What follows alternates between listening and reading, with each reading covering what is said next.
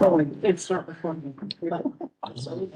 Okay, thank you, everybody. It is 6:21, so we're gonna start. We're a slight bit shy of quorum, but we're gonna start with public session. And then if we still do not have quorum, we'll move the elected officials into the public session. While we wait to be able to get to roll call and quorum for business session. Alrighty, because otherwise.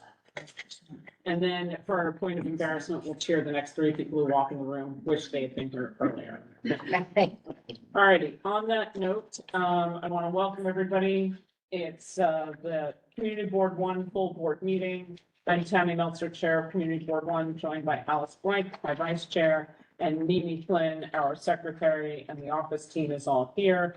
Lucy is on vacation today. We've got Charlotte in the back. Be kind, rewind to Charlotte. All right, these summer interns are great, but you know, we want them to return. She was good. She did a great job. Yeah, I think that was a good surprise for her because she's not been to a meeting thus far in the month of June that had too many people. So congratulations, Charlotte. Yes. All righty. So let's start with the public session. We do have a couple people who have asked to speak. If you are online, I'd like you to raise your hand, please.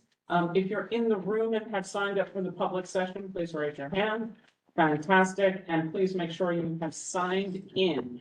There are QR codes both on the table and on the door. Please make sure you're signed in so you can be recognized and called.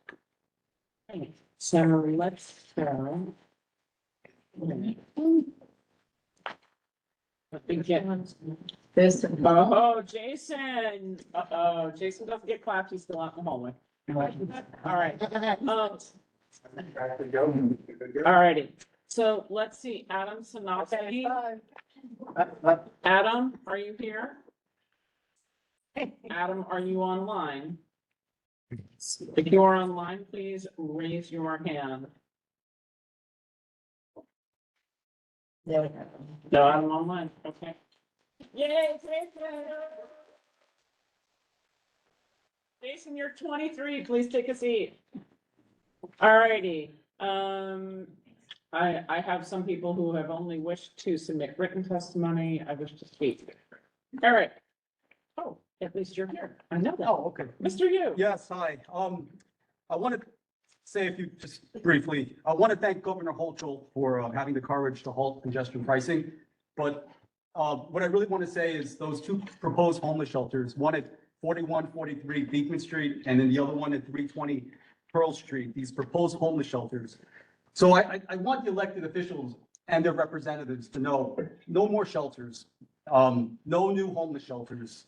New York City cannot afford it. New York City's right to shelter law must only apply to New York City residents and veterans. New York City cannot solve the nation's or the world's homeless problem. New York City already spends $2 billion a year. We need to focus on long-term affordable housing. I get the feeling that the voters were being taken for granted. I mean, these two homeless shelters specifically, they're right next to schools. So I don't know what somebody was thinking. Are they trying to, are they trying to dupe us? Are they intentionally trying to make life difficult for us? So just please keep that in mind. Okay, thank you, Eric. We're gonna go to Joanna Marone. Are you in the room? And I'm just gonna remind everybody, Eric, thank you for keeping 2 minutes. I appreciate it. I'm looking for Joanna. Joanna, it says more phone. Joanna, you don't have audio attached. So can you please chat the host so we can recognize you to speak for the meeting? All right, we're gonna go Jackie Wong and then Jay Wong. And then Liz York. Okay, so do I have Jackie or Jack? Oh, welcome. Please introduce yourself. Hi, my name is Jackie Wong, and I live in Southbridge Towers. I'm also involved in a lawsuit against DHS over a Chinatown shelter I'm here to oppose the shelter plan on Pearl Street. Many people spoke out with excellent points last night at the Quality of Life Committee meeting, so I don't want to repeat them. I also want to thank our chairperson, Tammy, and also the committee for opposing the plan. I want to emphasize that the concentration of shelters leads to increased homelessness and violent crimes. This is not anecdotal. It's happening right now in Chinatown, Sarah D. Roosevelt Park, which is surrounded by 5 shelters. In an extreme case, 2 years ago, there was a woman in Chinatown who was stabbed 40 times by a homeless person who lived in a nearby shelter, and she died. I worry that the Pearl Street shelter will bring similar problem to South Street, where there's no available security. As the project is to go through the mayor's office of contract services, I hope that CB1 can request the official public hearing date so that the public can provide our comments, ensure that DHS follow proper funding procedures, because they always do not abide by their procedures. I also hope that the CB1 resolution can improve languages that request the city to explore more options for providing services to single homeless men. I believe shelters are not the solution for this particular demographic. There's no accountability for shelter operators to merely warehouse them and recycle them through the systems. I feel like the DHS does not possess the ability to genuinely help a homeless man, and we should recommend that the city consider moving these services from DHS to Department of Health. That's all I want to say. Thank you. Thank you. Thank you very much for coming. Okay, is there a Jackie? That's just, That was just, it was both of you. Okay, gotcha. Thank you so much. It was one person. I see 2 sign-ins, so I apologize. All righty, moving along. Liz York. Liz, are you online? I don't see Liz York online. Okay, so Liz, if you hearing and come back, please let us know.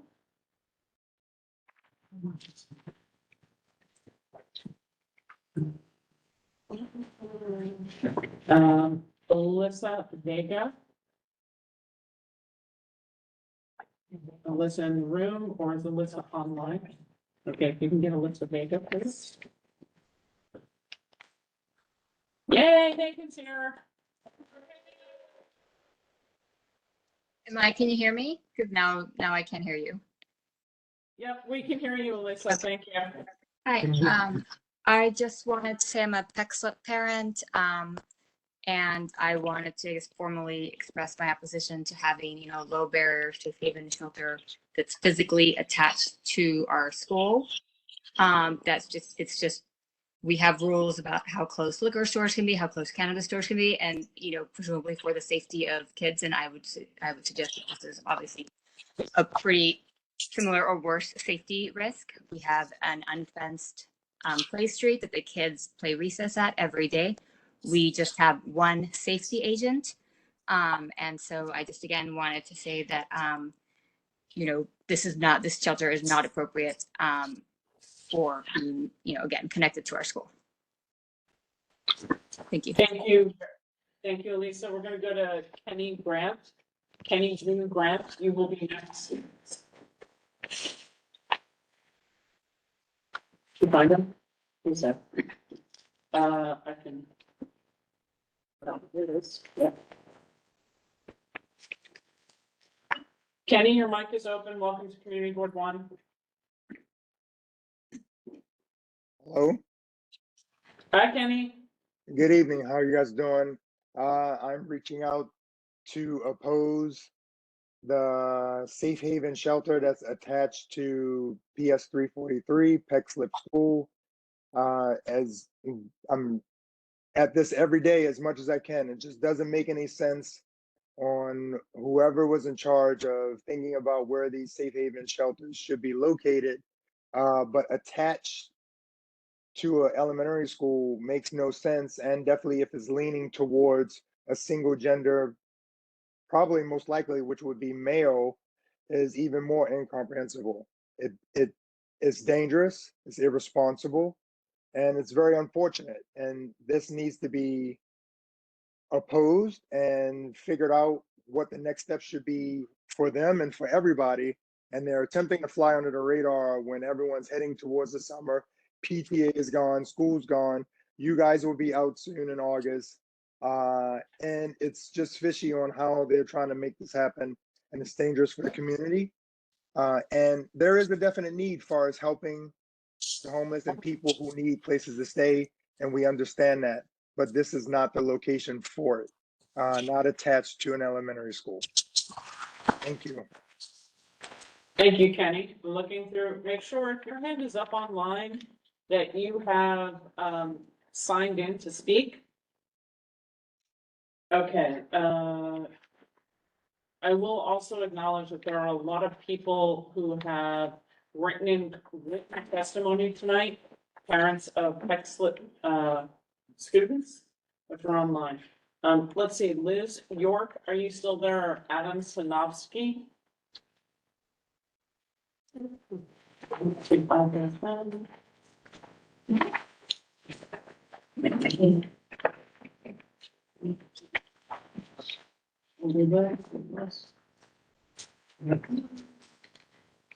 Okay, Matt? Matt, did you sign in? Yeah.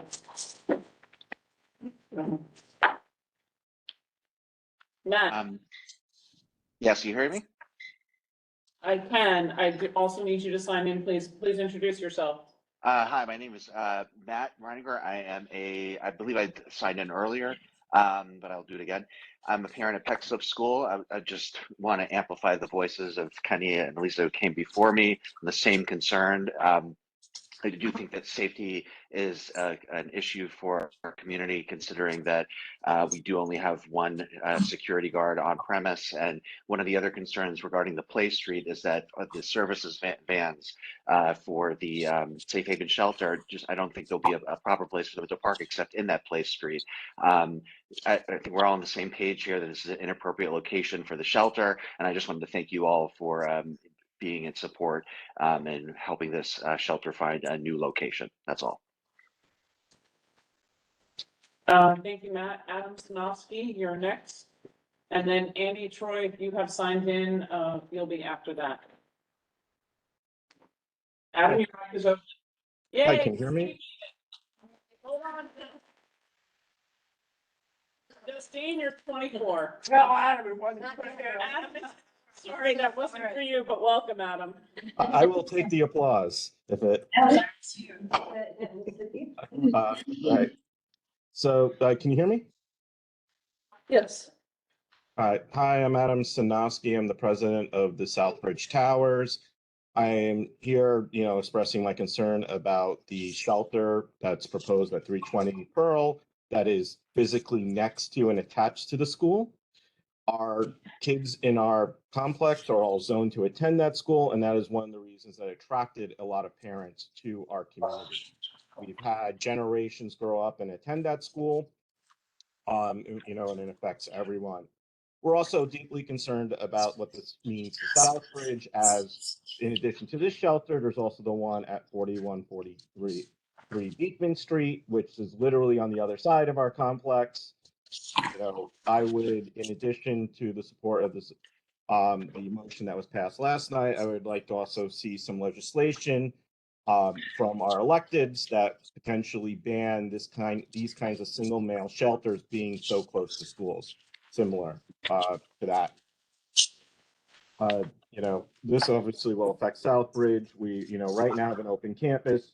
We are concerned if we have negative effects that we will have to close it off, which would be a detriment to the public that regularly uses our property as a connection between the workers at 100 Beekman, at 100 Gold to Gold Street. So thank you for the time. I appreciate it. And again, nothing against shelters, but this is the inappropriate location for that kind of shelter. Thank you. Thank you very much, Adam. Annie, you need to sign in for attendance. As soon as the team tells me you have signed in, then we can call on you. I see your hand up and we would love to call on you. Please ensure that you've signed in. And for any of the board members who have arrived in the room, who have been late, please make sure that you have some. Okay, do I lose York? No. All right, so let's give our last person. She's trying to sign in. Okay, perfect. Annie will be ready in a second. And then we can unmute you. So thank you very, very much.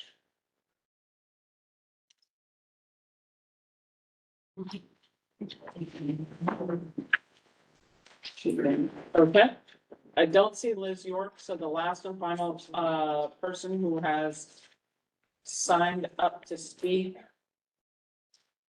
will be Annie.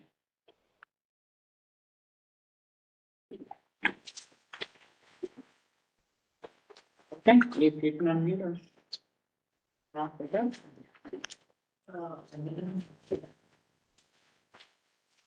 Others, I just want. Thank you. Annie, welcome to Community Board 1.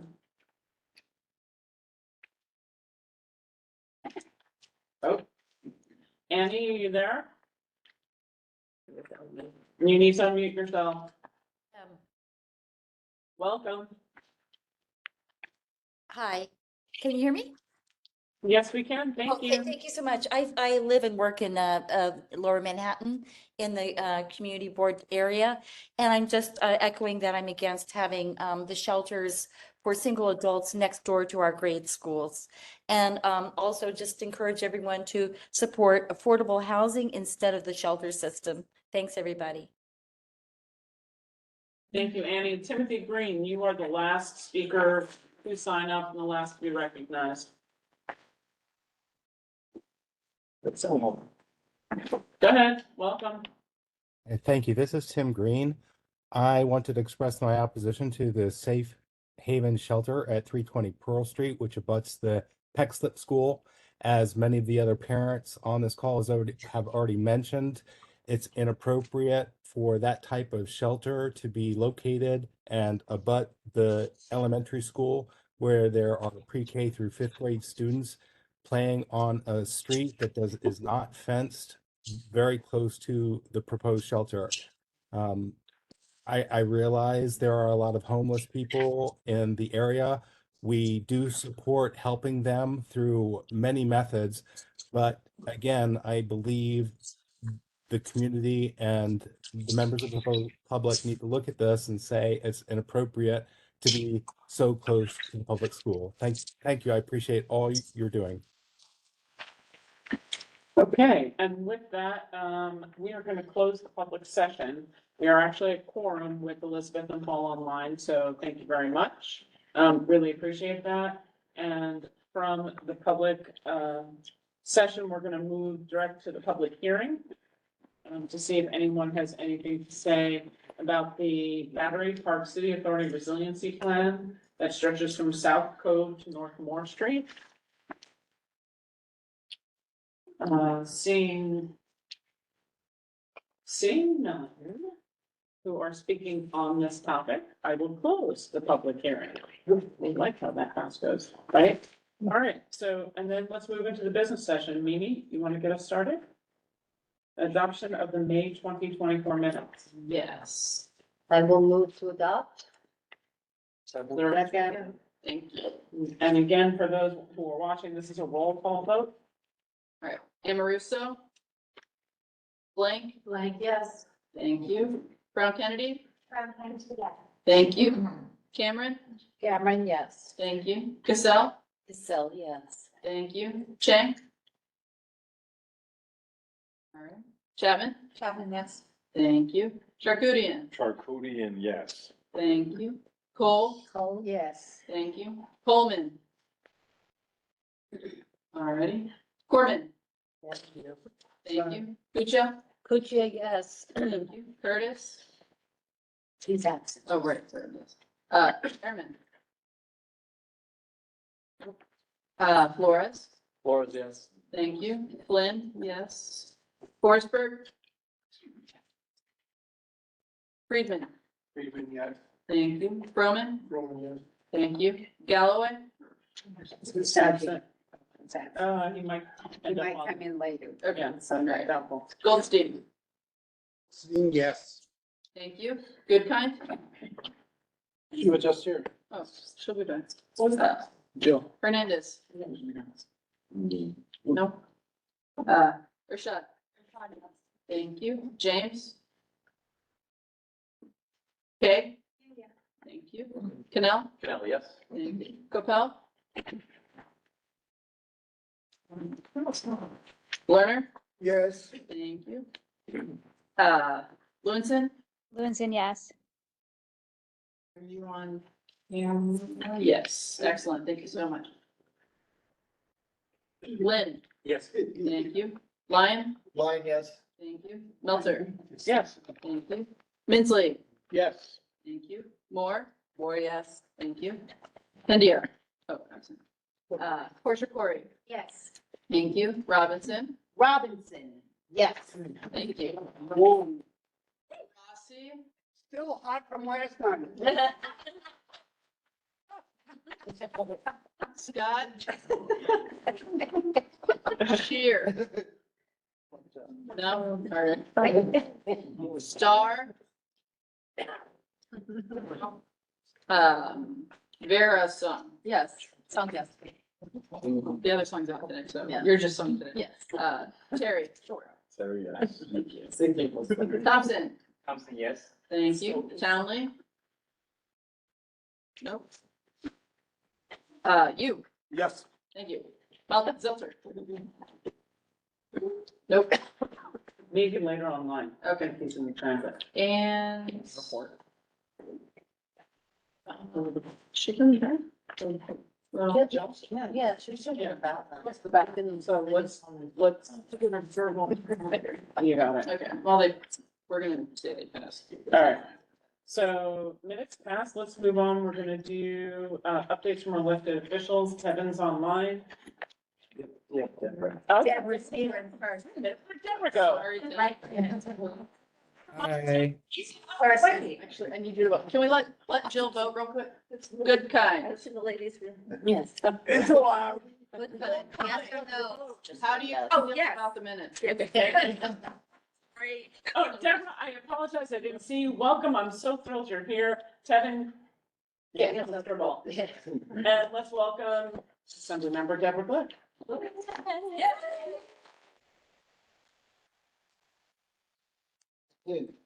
I'm happy to let the assembly member go first if she would like. I just came from, DOT does the, rainbow, crosswalks at Christopher. So I've been out in sort of that now. So I will try to project, but I'm dry. 2 glasses of water and I'm still dry. First of all, great to see you all in person. It's a Tuesday and I'm not in Albany. So I am really thrilled to be here with you. And I'm just generally happy to be home. We had a reasonably successful session. Certain things were left on the table, certain things got derailed. But I want to talk about a few of the things that we actually did get done. A couple of my bills that, I chair the Environmental Conservation Committee. And so we have, as soon as it's signed by the governor, we will have prohibited the taking of horseshoe crabs in New York State waters. Here it is. Doesn't sound like it's a big thing. but It's huge. These critters have been around and since the dinosaurs. Dinosaurs are gone, they're still here. And they are declining because of us, like everything. So it's also impacting other species because it is the web of nature. And there are shorebirds that are migrating that depend on being able to feed on the eggs of the horseshoe crab. So other states around us have done this, which would have put more pressure on the taking of horseshoe crabs in New York State waters. So I'm really thrilled. And why were they taken? They were taken for bait or for medicinal purposes, which is to say, the testing, there's a particular element in their blood, so they would bleed them in order to do testing of medications. There is a synthetic that's used in Europe. We should use it here. Yes, very good. So we also provided for the rights of people who live in homeowner associations for low impact landscaping. A lot of these places, you have to have a lawn. And it has to be trimmed within, you know, an inch and a half, blah, blah, blah.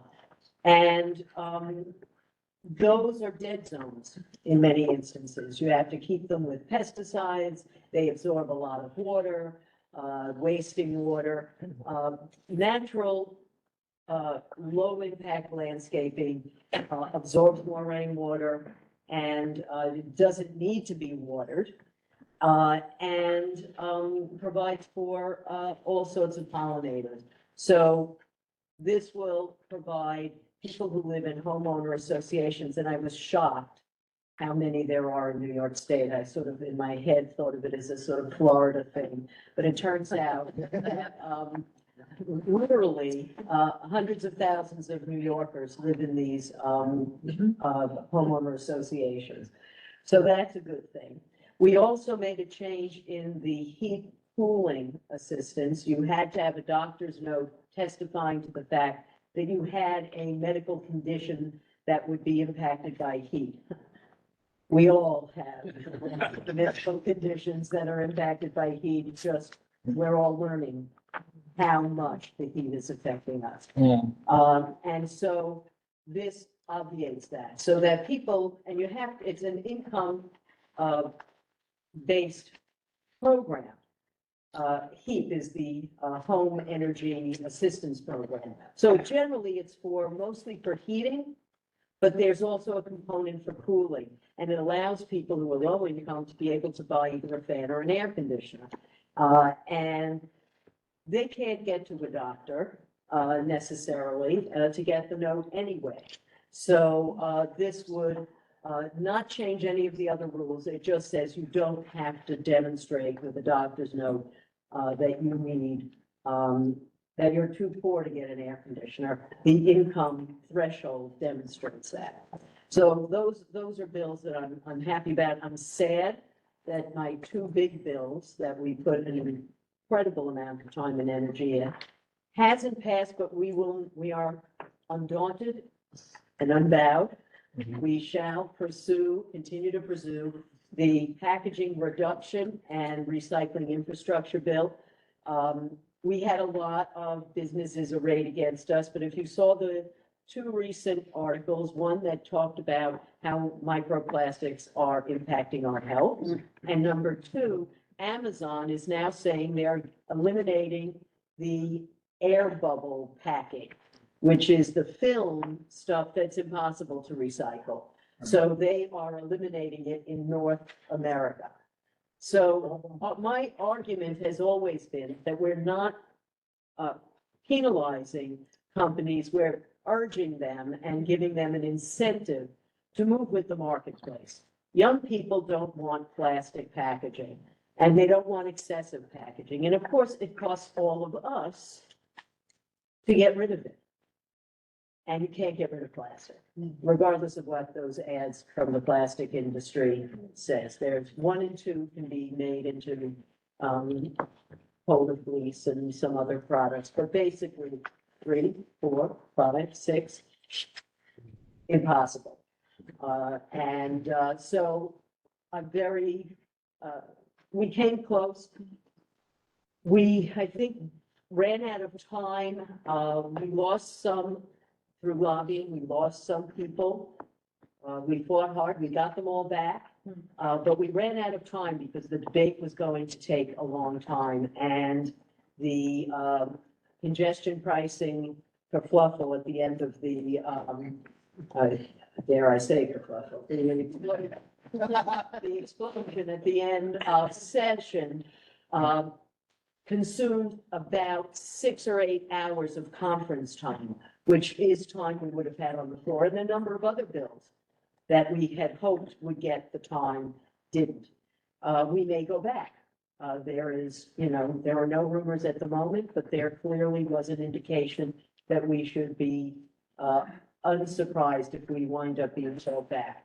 And having gone through years where I was called back every month, I would never be surprised. So that bill and the bigger, better bottle bill was, in my humble opinion, completely derailed by the Senate staff and the other house. The changes they made at the 11th hour were totally untenable, starting with not increasing the deposit to 10 cents, which was a linchpin. And where do you go from there? Then there were other things they did that were unacceptable, but without that, there was really no discussion. So those are pending. And we will be back and we will pass those. But the climate superfund bill passed, which was a bit of a surprise. So the industry wasn't out in full force opposed to it because they didn't think it had life. And then it passed, and then they were shocked. Plus, the fossil fuel industry doesn't have a lot of friends, whereas every manufacturer of every different kind of thing were arrayed against the packaging bill. So that was kind of where we left it. And, congestion pricing, we need money for transit, there's no question.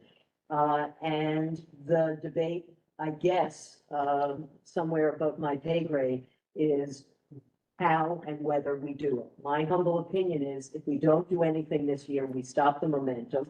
I know that advocates have been very much opposed to us going back and providing the money because they somehow think that that will pressure the governor into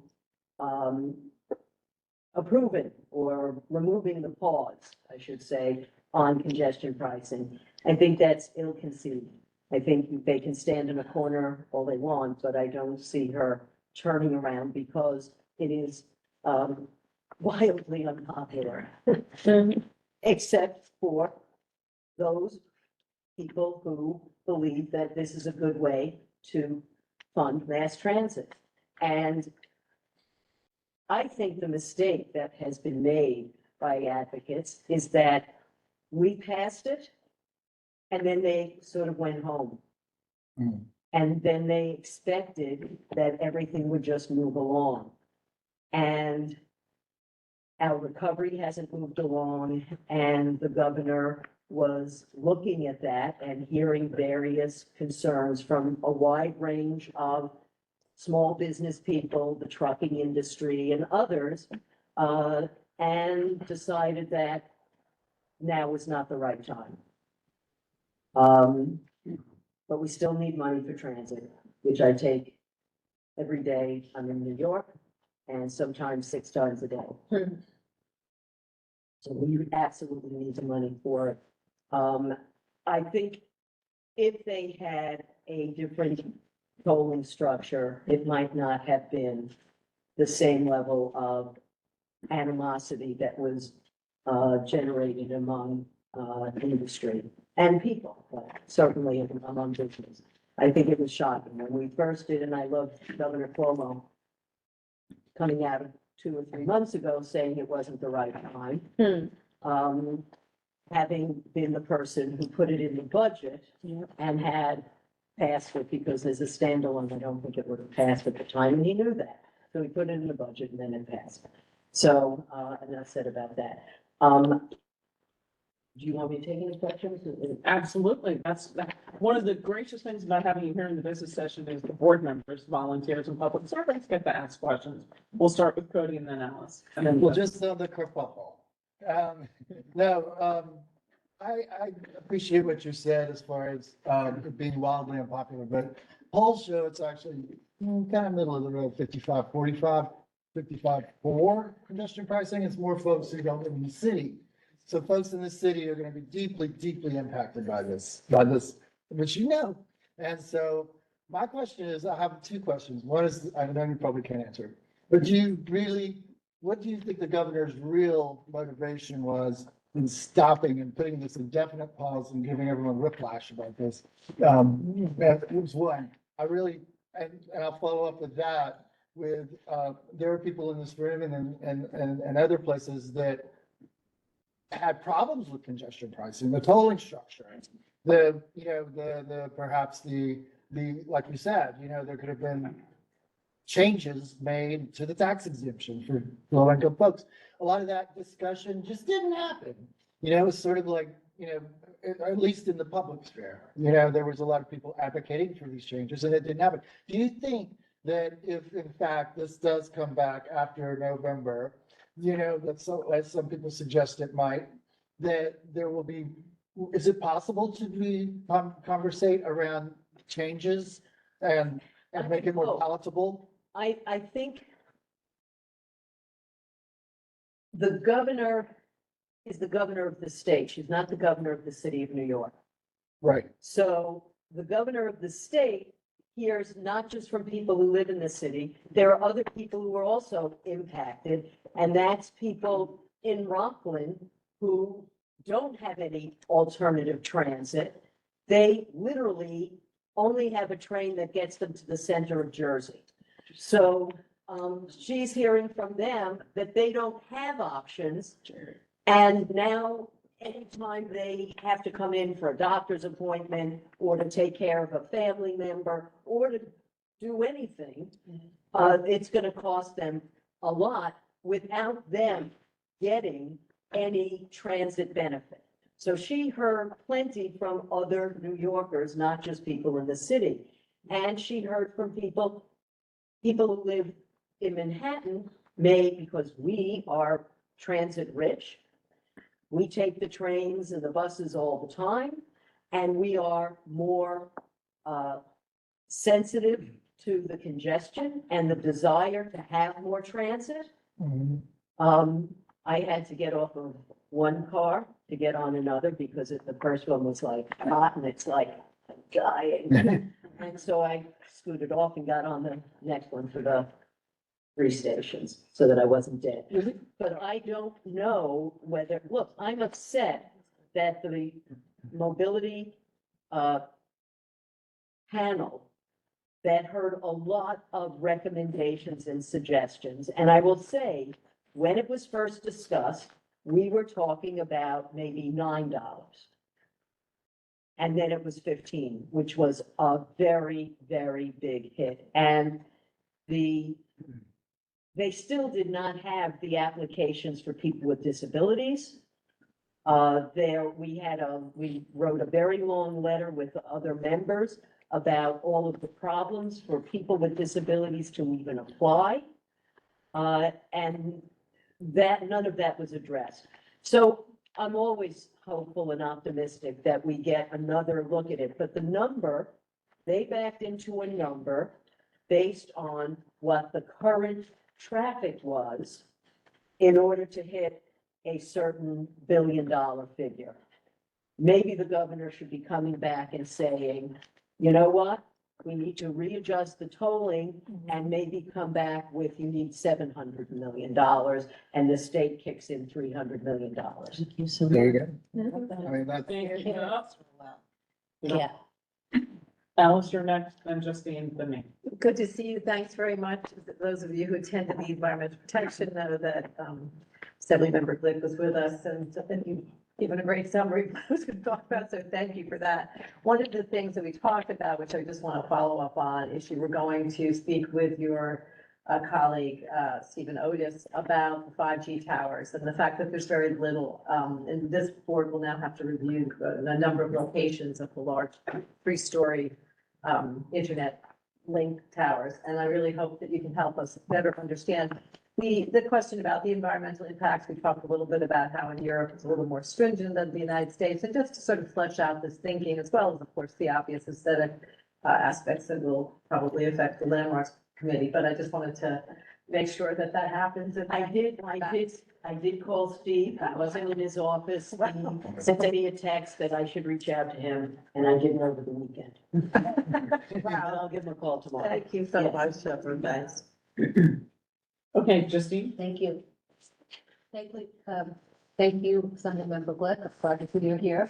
My question goes back to Cody's question and grows on that. I heard you say that the powers that be are hoping to, Sorry. that's okay, I know that feeling. Are hoping to get, withhold the money in the hopes to twist the governor's arm to say, okay, the MTA needs money. And then there's money to be held.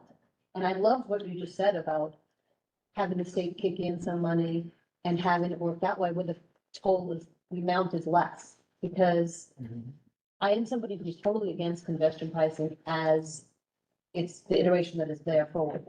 I'm kind of frustrated by the fact that all these infrastructure has been put in place for it. And I think there needs to be an exemption for residents. But I also know it's beyond that. Makes such an impact on the businesses and the trucks and everything else you just said, right? The people coming in. So less money, $9 is too much. $1 is great. Okay, so I'm gonna add to a question for congestion pricing. One of the things that really sort of didn't sit well with me.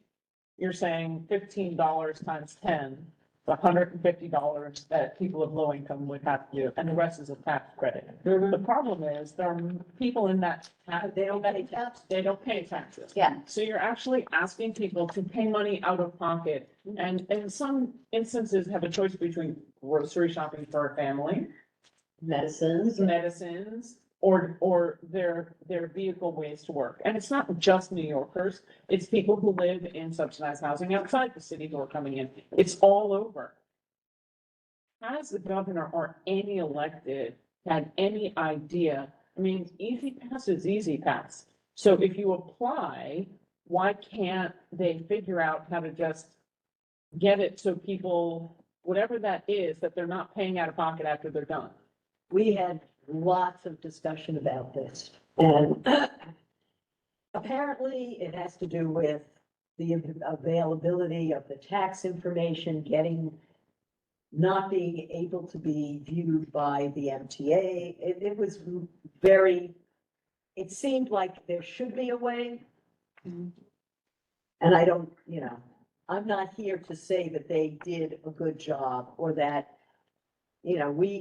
I think included our testimony in prior committee, board reports, looking for an exemption for residents, looking for I told them I thought it was outrageous that people could not. You're acknowledging that people are poor, but that they have to pay out of pocket $150 a month before they can get any break.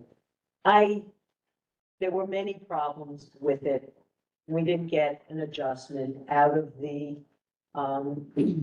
permanent government types who are on every panel. Yeah. Okay, Vicky and then Wendy, and then, I don't know if Paul. Who's that? I'm sorry. Public, okay, I can't see the one. He's part of the public. We started the business session. I apologize, sir. So just a quick comment and a question. I heard a terrific program the other day where somebody was actually speaking about doing a comparative study with other major world cities that have already implemented this type of cost. For example, London, I think $5 or maybe €5. Rome, Madrid, everywhere. They just listed it off, right? So other cities set us precedents. Did we ever bother examining how they got over it? Why bend the wheel? And it was awful, by the way. It was well, we all understand, how these things come about. I have to say, it was a bit of a shock when it just came up after. How long did we discuss this? Just in this committee here, right? It was more like a year and a half. So I just wanted to say, did anyone think of doing it? Well, it started, with all respect, it started with Mike Bloomberg because of London. He spent half his time in London and he wanted to implement it here because he felt it worked in London. And so that was the beginning. Okay. That was the beginning. It's been through various iterations. Mike Bloomberg didn't have a lot of friends in Albany. And he did nothing to try to change that. He was insufferable. We'll just let that go. It got more insufferable as a result, so it just never went, but it came back In part because the MTA, now understand, this is capital dollars. So the state has given, you may all remember Jano Lieber 2 years ago saying how great it was that the governor had given them so much money that they had as coming out of the pandemic and coming out of the federal bailouts where they were hitting a cliff and were very concerned that the governor gave them enough operating dollars that they were just set. But this is capital. And that means that you have to have a fixed source of revenue in order to bond the dollars. So it's $1 billion a year in order to pay for bonds that are giving you $15 billion a year. So that is the deal. And that's why it is hard. And that's why us just saying, we'll put $300 million in the budget is not going to fly. We have to have a revenue stream that is specifically designated for this purpose. Although I think we could find one, and I think we should. Okay, Wendy? So mine's a little lighter. I'm grateful that last summer, the New York State Environmental allowed people to swim in rivers in the Hudson River and the East River. And one of the things the governor announced is that she wanted more children to, and adults to learn how to swim, which I applaud. And I wanted to just see if there was any news on the floating pool that's supposed to be located in our rivers, if you knew anything about that, because it has still not been named in terms of where it's located. And I just wanted to put another plug, said it should be under the Brooklyn Bridge, because that's the right place for it to go. And everyone that I talk to agrees, even people outside the neighborhood. But so that's just a little small plug. And then the second piece of that is that just what, if anything, can you tell us about swimming in the beaches and the rivers around New York State? Is there any, quality of life, environmental issues that you're doing to, because it's just getting hotter and hotter and you're going to have more people going. So it's a bigger question as well. Yeah, the New York Swims is $1 billion program. My understanding is that it will largely go through, in terms of the swimming classes and that sort of thing, will wind up being through organizations that have been doing it, so that the Ys are likely to be very much a part of it. And maybe Girl Scouts and Boy Scouts and organizations that are already doing it. As far as, look, the real problem is we have had a deficit in everything since the pandemic, but lifeguards. And, the mayor said a stupid thing. Stupid thing. Around, like we should get immigrants because they're good swimmers. It was so offensive that I just thought my radio would fall out. But I assume that was, he really did say. Yeah, no, I heard that. And don't even get me started. So the problem is you don't want to have people who are really less qualified being brought on as lifeguards. But we have every day, there is someone who goes into the water after hours when the lifeguards are off, and too many of them drown because they are not, Smart. they're not smart, but they're not trained, they're not skilled, they don't understand. You take a bet and you jump into the East River, you have no idea how strong those currents are. And there were a couple of people from Pennsylvania who went to Florida. They were, I don't know if they were visiting their kids or were with their kids. The couple drowned in a riptide. People don't know how. I mean, I learned to swim in the ocean. Yeah. So you know, my parents were, it was a time when you didn't worry, you didn't have seatbelts in the car. You didn't have airbags. I don't know how the hell I'm here. My kid's sister was put on the back shelf to sleep. You know, but, you know, my father said, come on, kids, and he threw you in the water and, you know, you swam. And then he helped refine it. But the bottom line is, people are not, they're not exposed to, opportunities for swimming. Thank you, Robert Moses. And so, it is important. Kids are afraid of the water. Kids are afraid of nature if they're not exposed to it. And so it is important for us to support organizations that teach swimming. I don't know what the hell we're doing about rivers. And The plus pool. I don't know where that's, we will try to find out. We'll try to track it down. Yeah, the governor. Wendy, Yeah, I was gonna say- with that, we want to say thank you. Yeah. Thank you. Thank you so much. Thank you. Tevin, see, that's the blessing you have from being in the room versus being online. Is Tevin still with us? Damn. Tevin, unfortunately, you do not get the same time and applause, but you're on. Welcome. Sure, that's totally fine. I'm very brief anyway. For the district side, I would just like to, hi everyone, my name is Tevin Williams. I'm the Director of Community and External Affairs for Congressman Goldman. Just a few quick couple of updates. First off, happy Pride Month to everyone. I hope everyone's enjoying the time and gets the chance to go to the Manhattan Pride Parade this weekend.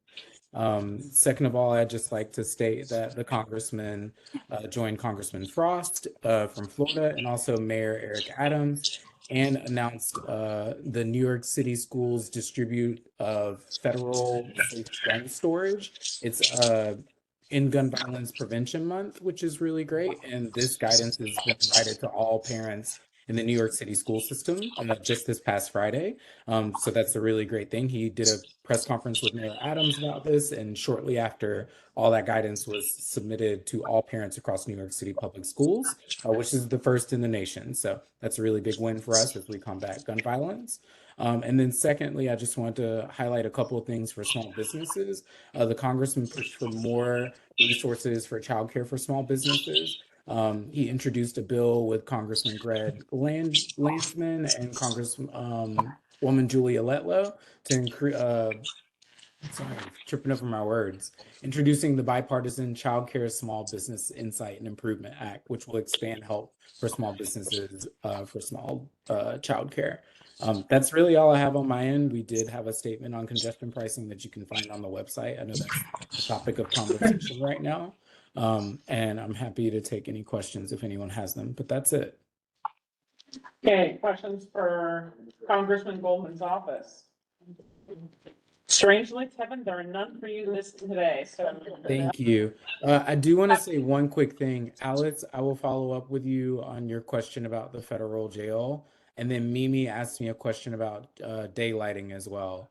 And I forget the member that reached out to me just today or this past week about the Park Row. But my colleague Ling Jai-yi is overseeing that project for the office, but she was aware and she's going to reach out to you. I forget who it was on CB1.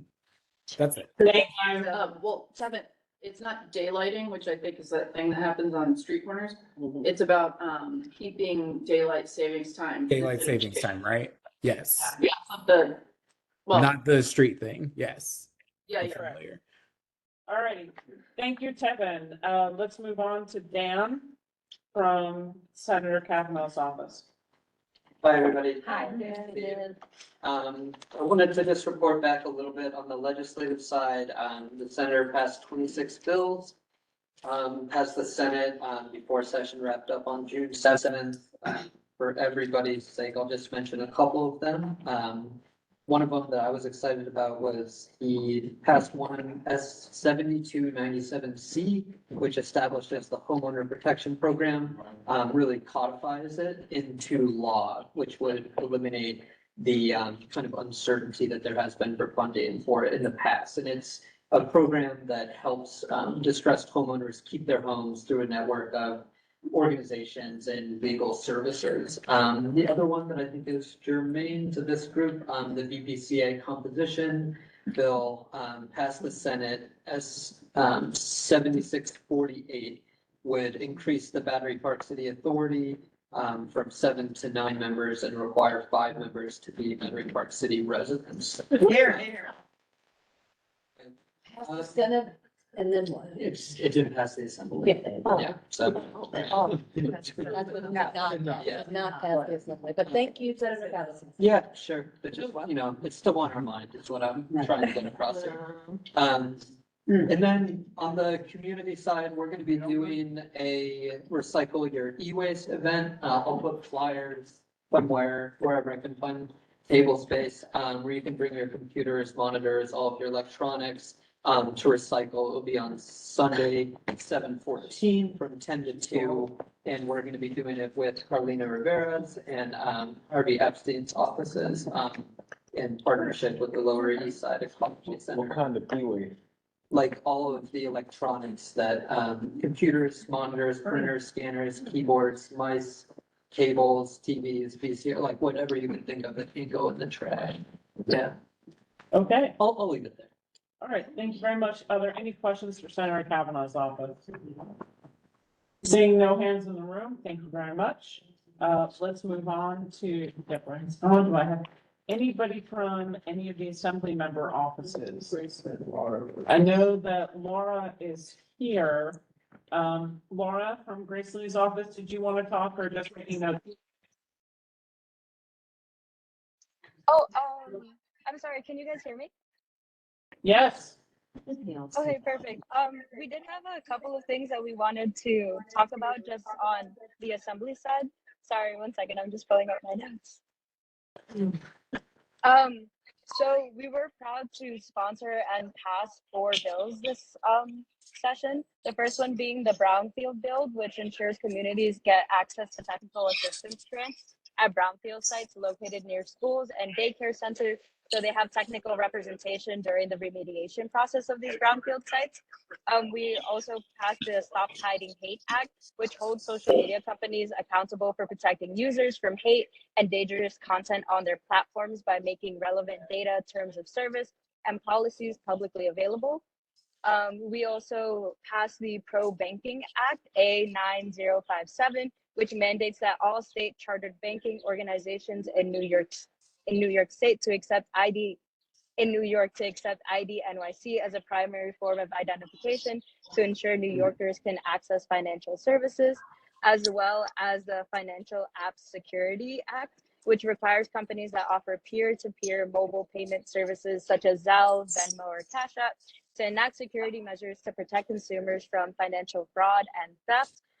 This addresses the rise in financial app thefts that has taken place in New York in recent years, most commonly thefts involving an unauthorized user gaining access to an unlocked mobile device and stealing large sums of money or financial information, which, as we've been hearing throughout various community meetings, has been a rising scam that a lot of folks are falling victims to. So we're really happy to help, start making sure folks are protected against that.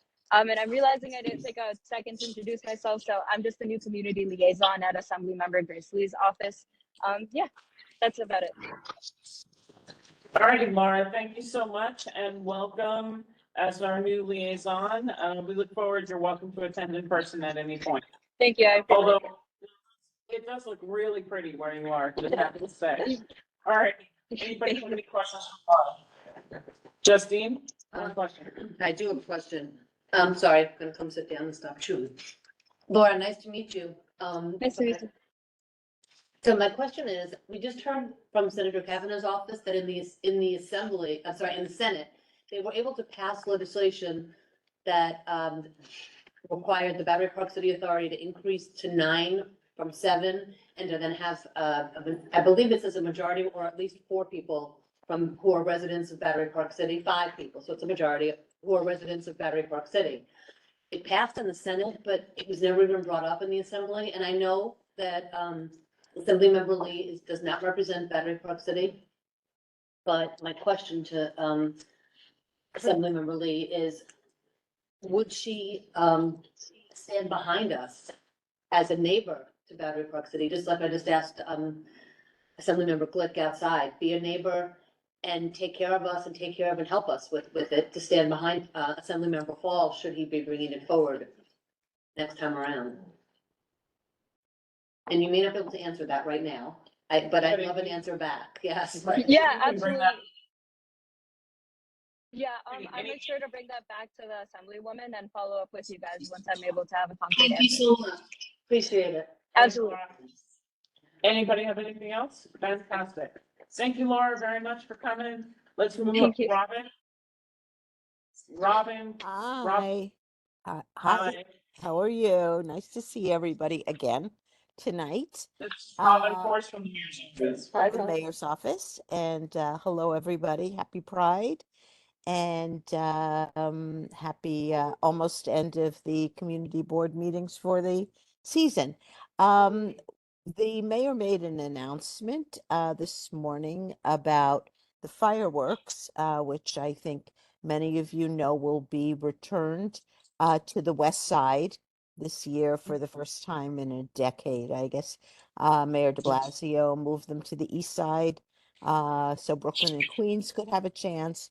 They're back on the west side, and personally, I'm very happy about it. But I know our friends at Southbridge are probably not as excited as some of us are. Anyway, tomorrow morning at 10 o'clock, there will be a lottery started to give away 10,000 tickets to the fireworks. There'll be on 2 years in Hudson River Park, and you can apply for them. I can put in the chat the link to go to, or you can just go to nyc.gov fireworks. People are eligible for 2 tickets, and those will be seated tickets. The public is welcome to attend. There will be information provided in the next couple of weeks about where you can enter the park. But there are 10,000 lucky people out there who can watch the fireworks from the comfort of a chair on the water. Another thing I wanted to mention is we've all been suffering from the scourge of illegal mopeds and scooters and the hazards that those bring with them.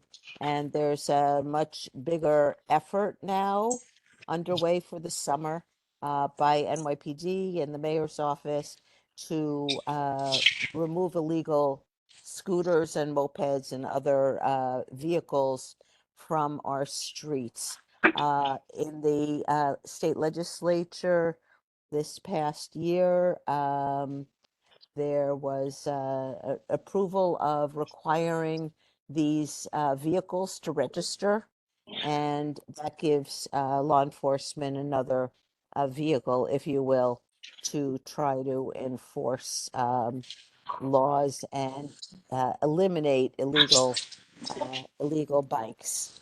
I know you've all heard about the city of Yes, and we are trying to do a lot for housing. But as a result of work that the mayor did with the state legislature, we now have a replacement for 421A to provide multifamily rental construction that is affordable, and also projects that had been underway prior to the expiration of the old legislation can be considered as well. I think that's about it for me, and I'm happy to take questions if there are any. You've got 4 hands raised in the room. Bruce? I see you, although I can't really see you where I'm sitting. I Is have. that my friend Bruce Irvin? Yes. Yeah. Hi. It's been a minute, as they say. Yeah. What's that? You're close to the microphone. so we can- What should I do? Stand up. Stand, get closer. Stand up Sure. so that we all. Two questions. You alluded to one of them. First of all, it's my. Bruce, it's very hard to hear you. Talk to the Talk to thing. that. Oh, hi, it's my impression. I can see you. She's fine, keep going.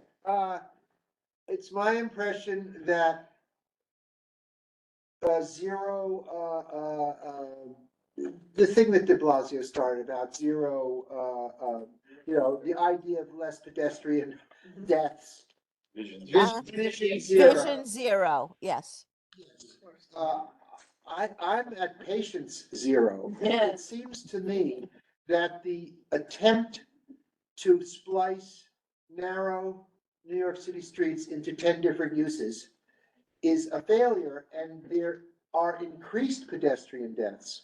And the bicycle intersections, the cars turning left over bump outs, all of it is like a relative failure. Is there any plan to try to untangle what's going on in the streets, number one? And number two, the zoning changes that involve further infill and further removal of what little space is left in Manhattan seems to be a two-edged sword, and I'd like your reaction to that. I mean, forget about even landmarks issues, but is the mayor's intention to create Dubai or Qatar in Manhattan? How much more infill and height and density can we afford, especially without consequent structural matters like sewers and electricity and so on?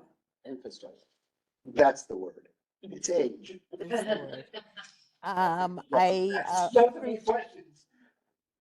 I appreciate your question about the Vision Zero and what happened and the increase in the number of bike lanes and bike depots. The proliferation of electric bikes and mopeds is something that we've seen subsequent to the introduction of Vision Zero. It's been a much more recent phenomenon that seems to be growing for many reasons. The businesses like Seamless and Uber Eats and all that function by using electric bikes or bikes to deliver, and they are a huge load on our streets. The plan to untangle, I don't know, but I think that community board, elected officials are all good places to try to explore this. I don't know if the community board, do you still have a transportation committee? Oh, yeah. Okay. Sorry, I'm not up. I don't come to that meeting usually.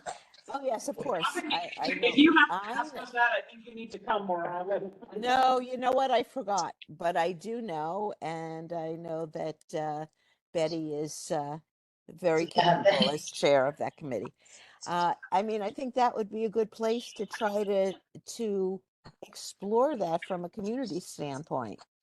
Justine, are you talking to me or are you talking to someone else? Okay. I'm waiting for my turn. Let's. So that was the first question. And what about the density? And the second question is, I don't know. And I will explore that, the zoning issues and what happens to the space that's there and what happens to height and the zoning restrictions that we've all come to know. So I will circle back, see what I can find out and get back with you, Bruce, or through Tammy or, okay. Thanks, Thank you. Nice to see you, Bruce. You too. Thank you. Remember, board members, 2 minutes. Be fast. I got a question about, Robin, good to see you, first of all. Yeah. About the 421A and 421, I assume it's W, is that the letter that it's been assigned or something else? Doesn't matter. You know. I can tell you that. Let me see, 421A, 16, and let me see, there is 485X actually. Oh, wow, four Yeah. 85X. Yeah. Okay, so my question is with this affordable housing or affordability component, number one, will it be permanent? Is that legislated in? I don't know, and I will, the state legislators who are in the room would probably know that better because these are state bills here. that the mayor was, advocating for in Because the the Assembly state and bill, Senate. the state bill did put forth permanent affordability. But then my next question is gonna be especially in Manhattan and in New York City, is, what is the percentage of affordability? And is tiered income housing affordability ever gonna be considered or instituted? So it's not just, market rate luxury and low income. What about the middle? We want moderate, middle, upper middle, luxury. Will that ever be considered as at the definition of affordable? Because I think you can get a lot more people in there, and it needs to be legislated, in my opinion. Okay. Tammy, did you say something? Yeah. I agree with you, Justine. I think I know you can't answer the question, but can you bring it back? I can bring it back, and I know that affordability and income limits and income brackets have been very much a part of the discussions we've been having, including Five World Trade Center and, what income there, it's a huge issue. And in some neighborhoods, those levels are less meaningful than others. So when you look at this Community Board 1, you look at Tribeca, Battery Park City, housing costs are, dollar for dollar, much more significant. Incomes are higher, but are they that much higher? So I think it's a good question and it's a good debate. So My answer, Robin, is that if you do and look at the. Okay, stop. We're not having a discussion and a debate with Robin at the full board. There you go. Any, Morton, Yes, hi, and then Eric, good evening, Morton. 2 minutes and then keep on going. Yeah, people in our district are very concerned about the proposed homeless shelter at 320 Pearl Street. Right. Next to the Peck Slip School. I've heard a lot about it in the last few days. We had a meeting on the Quality of Life Committee last night. I was there last night as well. Oh, that's right, Yeah. okay. Uh-huh. I think people are wondering, since this is coming from the Department of Social Services and Department of Homeless Services, and the community was not given any opportunity to have any meaningful engagement, and is scheduled to open or proposed to open in the fall, what the mayor can do about this to put a stop or put a pause on this until this is properly considered by our board and by the community and all the stakeholders. I am very aware of the issues that have been raised. I also live in Community Board 1. I used to be on Community Board 1 for many years, so I am well aware. I think that what happened in terms of the timing was unfortunate. I know that your board chair has been in some discussion with DSS and DHS. It's unfortunate that the timing was as it was because, as was brought up last night, the school year ends tomorrow, and the school is a very important constituent in this whole situation. So the mayor is aware or will be made more aware of this issue, and I will, from my position, work closely with the board and DSS to see where this goes. I think there have been a lot of important issues and concerning issues raised, particularly for this shelter. And Robin, I'm just gonna go on record as we've done before and said again, having transparency and public engagement cannot happen when a PTA does not operate in the summer, period. 100%, Tammy. I agree. It's not even about us at Community Board 1. For God's sakes, we'd love to be off all of August Hint, hint. Don't make me do an emergency meeting for this. Thank you. Look, I know you first heard about this. We've heard about this shelter about 6 months ago, and in that time, it's unfortunate.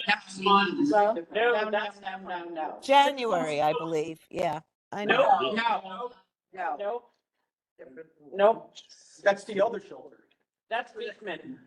We're This matching is that too. 320 Pearl. This is 320 Pearl. This is the. I know same. that I saw correspondence between you and the Not Pearl agency in Street. January. Okay. Not I Pearl Street. okay. And I'm aware of the Beekman situation as well. And I know you're waiting to hear on that. And I will bring that back again and see where we go. Beekman is a separate issue. All right, I think, Eric, you're the last one and then Robin's gotta go. Yeah, hi, Robin. Morton actually asked a lot of my questions, but how can this be done? That's a rhetorical question, but She doesn't have answers. yeah, she doesn't have answers for this, but we also need some feedback. I mean, we haven't gotten any on the one on Beacon Street. And the one, these open-ended RFPs, it's all a scam. It's all done. They purchased a property already knowing in advance that they're gonna be able to build this. What company would purchase a property, begin renovations, and then tell the community board? It's like they already know that they're gonna get approval. I feel this is all just for show. And I don't know what information you can give back to us, before it's too late or even make a difference, but the people who live in this area, we feel we're getting crapped upon. That's really Okay. what it is. So, All right. nothing else to say. I will say this, I am completely with Tammy on hoping for and trying for transparency. And I will, as people who know me know, will be fighting for that from my side. So with that, have a good evening and a good rest of the meeting. Thank you, Robin. All right, that brings us to Andrew. Do you have anything from the Manhattan Borough President's office? And then Max and then Lupe. Andrew, you're here. Hi, Andrew, Manhattan Borough President's Office. I have a quick report. One, the Borough President alongside NYC Department of Transportation Commissioner Idanis Rodriguez and Park Commissioner Sue Donahue announced that 100 new and refurbished restrooms will be coming online in the next few years. And 20 of those new or refurbished restrooms will be in Manhattan. And additionally, the city has launched a Google Maps layer showing all public restrooms across the 5 boroughs. If you have more information regarding the public restrooms map, please visit our website. And then secondly, we're always looking for volunteers to come table with us during summertime at street fairs, block parties and whatnot, night of family days. If you're interested in volunteering, there's also a sign up page on our website. And that's where our report for this evening. Thank you. Okay. Any questions, Brian?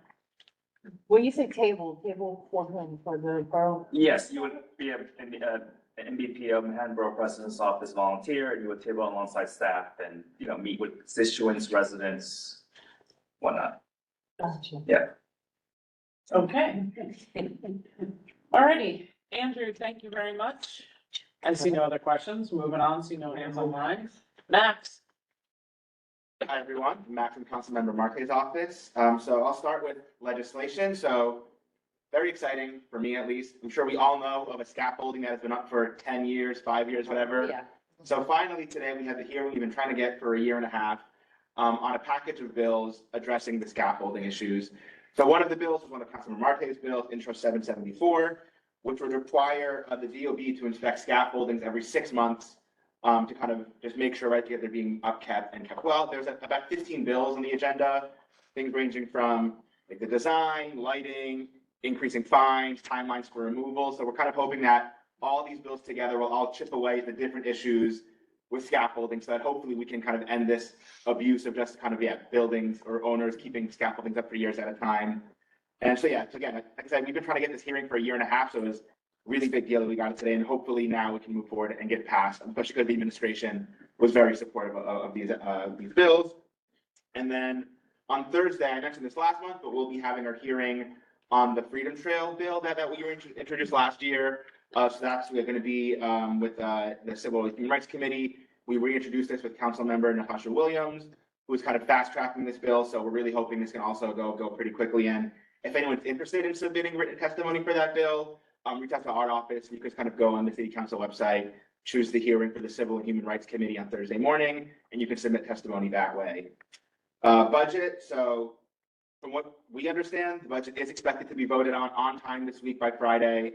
Some of our budget asks and what we're hoping to get from discretionary funds in our district will include rat mitigation, more legal services, sanitation services, street cleanup, composting, and some more street care programming in District 1. And we also have allocated $5 million in capital funds, and we expect additional capital funds from the Manhattan Borough President's Office as well. And so, yeah, stay tuned for what exactly we are when we get final approval of funding. Hopefully next month we might have some more updates on some of the projects that once everything is approved. And then I know Richard asked this last month, so I'll bring up participatory budgeting. We do have a winner. So we were able to allocate $750,000 to Pace High School in middle school MS 131, which is on Hester Street in Chinatown. So yeah, they could totally renovate their gymnasium. The high school and the middle school share the gym, so they're going to totally renovate that entire space. And then in terms of citywide budget issues, the council members still meeting, still advocating for the Homes Now for Homes for Generation campaign, which is asking for $2.5 billion to HPD for affordable housing and homeownership creation, as well as continuing to advocate for funding our libraries, CUNY, 3K for all, schools, community composting, all those things. So with the budget, it's not over till it's over. So again, every second counts. So yeah, hopefully again, Friday, if everything goes well, we'll know kind of, what the final budget is. And then just lastly, land use. I know it's some conversation on City of Yes already. So yeah, we're continuing to work on our City of Yes for Housing Opportunity, working with the Community Board 1, other community boards, Department of City Planning and Council Land Use, and other council members.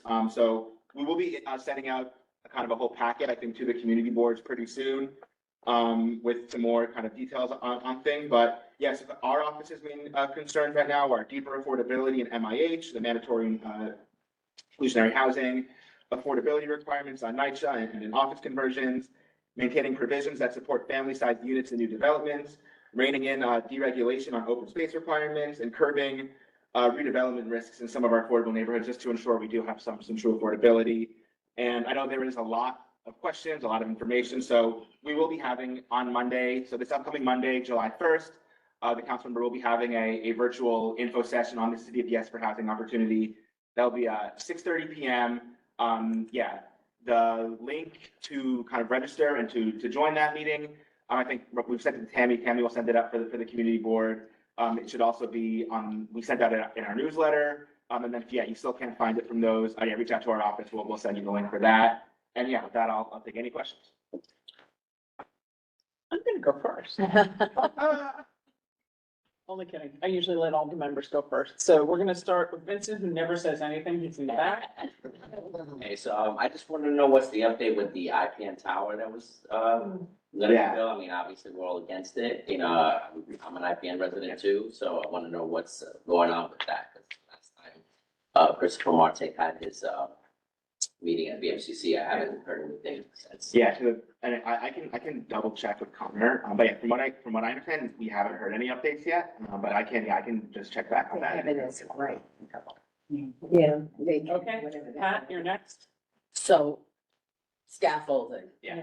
7 or 8 years ago, quality of life, it was like a big topic on our agenda. So I'm gonna ask you to come back next month and have a discussion with us and we'll write a reso in support because this is, it's been going on forever. Yeah, and I'll send you the whole list of all the bills that were discussed today. Sure. Thanks. Okay, Eric. What will Chris Marte do to prevent the opening of 320 Pearl Street? Yeah, so he is meeting on Thursday with the mayor's Ingrid Lewis-Martin, who's like his chief advisor. So yeah, that's kind of our first step now. Yeah, getting in the door with the mayor's office. So yeah, we'll see kind of what comes from that meeting. Yeah, we're kind of trying to figure out. Yeah, we have been given as much or as little information as the community board has. So that's kind of our chance to figure out, how this happened, why this location, and what we can do to stop mistakes from being here. Family shelter. Family shelter. So upcoming Thursday, I guess in 2 days. Would make the most. Okay. Anybody else online? So my last question for Chris has to do with libraries. We have two libraries in Community Board One. With the current budget cuts, the way they are, nothing will be open on the weekends. It seems when we're talking about heat days for cooling, places for people to go, opportunities for all ages to have access to books and music and everything that libraries do as a community sport, it is untenable that the mayor would cut full weekends on locations. So there's not enough things that I can say. We only have two libraries. We would have loved to have had a third over on the east side, a little further by the seaport. We need them open, Yeah, period. definitely. 100% agree. Okay, and with that, thank you, Max. Cool, thank you. Lupe from the Public Advocate's Office. You are the last to go. Good evening, Community Board One. My name is Lupe Hernandez, she, her, ella pronouns, and I am with the Public Advocate's Office. Thank you for having me. Happy Pride. The Public Advocate's Office has been very engaged in many different events with Pride, as well as it's Black Music Month. We're celebrating Caribbean Heritage Month, as well as Immigration Heritage Month. So the Public Advocates, we just introduced a bill 399. This bill would require the Department of Education to report annually on the degree of which school facilities actually comply with the ADA. It would also make it easier to contact each school's ADA coordinator and make clear and public for the protocol for requesting an accommodation, as well as information on ability of zone schools to accommodate students and employees with disabilities. We also introduced 904-2024 with Sanchez, Nurse, Marte, Ressler, Caban, Schulman, Hanks, Hudson, and Rivera. A local law to amend administrative code to the city of New York in relation to establishing a proactive inspection program for our buildings. We also introduced a local law to amend the administrative code of the city in New York in relation to prohibiting discrimination based on employment history, as well as a local law to amend administrative code of the city of New York in relation to requiring the Department of Health and Mental Hygiene to create a training program for providers of pregnancy and postpartum related services about perinatal mood and anxiety disorders. And lastly, I think, as many of you know, the PA's office had passed, along with City Council, passed the bill in regards to years of halting solitary law. And so New York State Supreme Court actually found that years after this halt law that they have not been complying. And so we want to be able to not hold people in solitary confinement for extended periods of time. At the same time, New York City is moving forward in the process of implementing the local law 42, which was legislation from the Public Advocate's Office, which mandates an enforceable ban on the prolonged isolation associated with solitary confinement in city jails. So, and at the hearing of the Board of Corrections, the Public Advocate spoke of the need of fully, faithfully, and speedily implementing this law. Okay, thank you very much. Is there anybody who has any questions for our Public Advocate's Office? Eric, you're very talkative. Yes, we got a lot of important issues in this area. So, okay, what can the public advocate do on this issue of this proposed homeless shelter at 320 Pearl Street? You know, that is something we've been talking with both the city as far as transparency. I think this community board has spoke volumes in the fact that public engagement is important, and we understand the need for shelters for our unhoused communities, but we have been pushing for more family shelters, especially in the downtown Community Board One area. We know and acknowledge that many of our schools have the resources to be able to really support these families, and these are the type of shelters that would probably better suit our communities.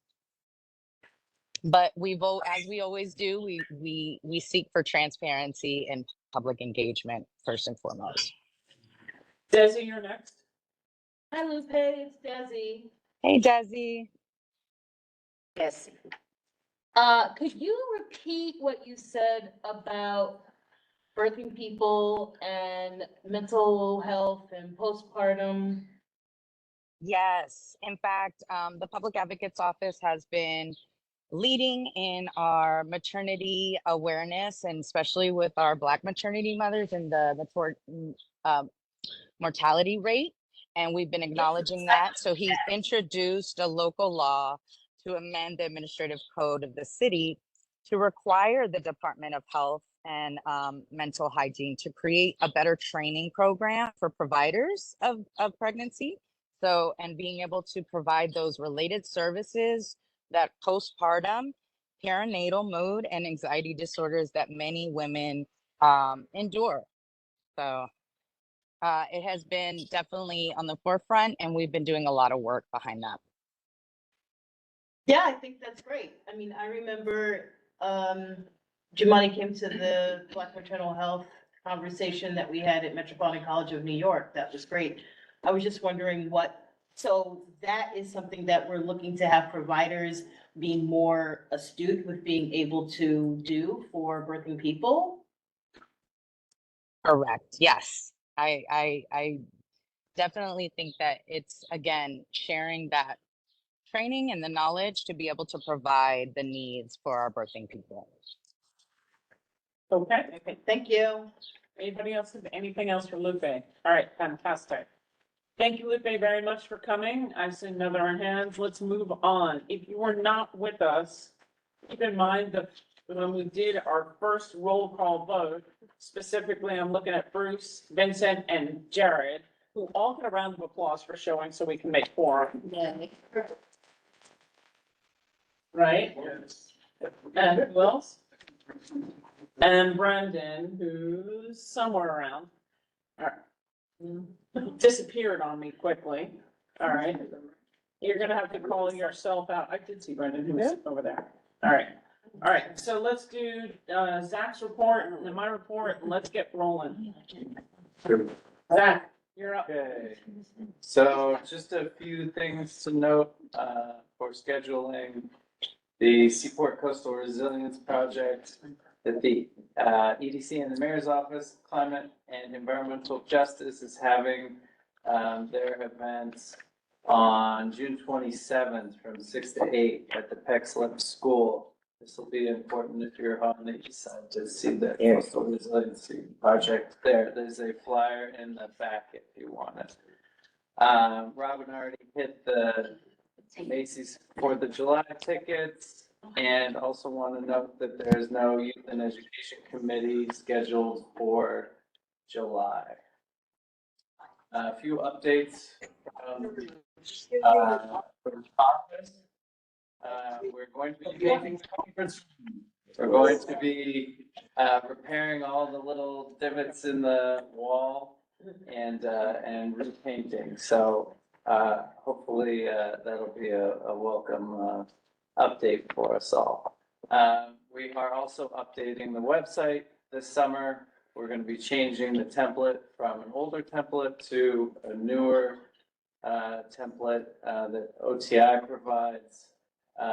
It should be more user-friendly and more friendly for staff to update. So we will be soliciting feedback on how the website is working for board members right now, and how we can make it better for board members in the future. And also, you know, if you have a sense of how the public sees it and how the public uses it as well. So that will be coming soon. You'll get updates on that. And also want to share that we're going to have a couple new staff, new interns in July. Pranay Bonagari is a Pace University intern, and he is going to be working on putting our resolutions in a database to make it more searchable. And so that'll be, I think, helpful for everybody looking for old resolutions. And Callista Veseliu is from the Department of Aging with their senior employment program, and she's going to be on for about 15 hours a week just to help with some office staff or office work and constituent complaints that come into the office. What does that mean? She's being hired from the Department of Aging? So the Department of Aging has a program for retired city employees who would like to work part-time. And anybody over 55 who is looking to re-engage in employment, the Department of Aging has a program to place them in different job functions, and the Department of Aging pays them for that. So she won't be working on senior projects, I mean, because quality of life. No. Have some, okay, all right. Yeah, I was thinking the same thing. No, she is Because she we is a certainly have some senior. projects that we could talk to her about. Yeah. Well, we can certainly talk about projects in the long run. Yeah. You done? Yep, that's it. All right, I'm next. And I'm gonna rock really fast. Let's keep going. It's been a busy month. Downtown is beautiful. I just want to note the protests on the side of City Hall. Anybody see space for a bicycle on that sidewalk?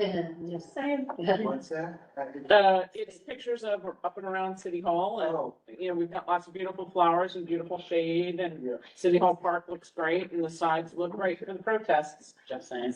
All righty. Next slide. You're in luck. We have talked so much about public bathrooms. I can't even begin to tell you. It is frightening to me that City Hall Park and the seat of our government, you can't find a place to go to the bathrooms. There's no public places. So, Mayor's launched You're in Luck. I hope and pray that it is better than what we've seen and that there is expensive. Currently, the app that they're running actually isn't accurate in the construction projects that we now have, but it's hopeful. It's a great first step. Next slide. Please attend. We vote in July on City of Yes. Chris Marte's team has done a real deep dive on it. I can't ask you often enough. It's a Zoom, sit in your house. It doesn't make a difference. Do whatever you need to do to get through this. Educate yourself on City of Yes. It's a major transformation for the city. Next slide. July is busy. Look at our agendas.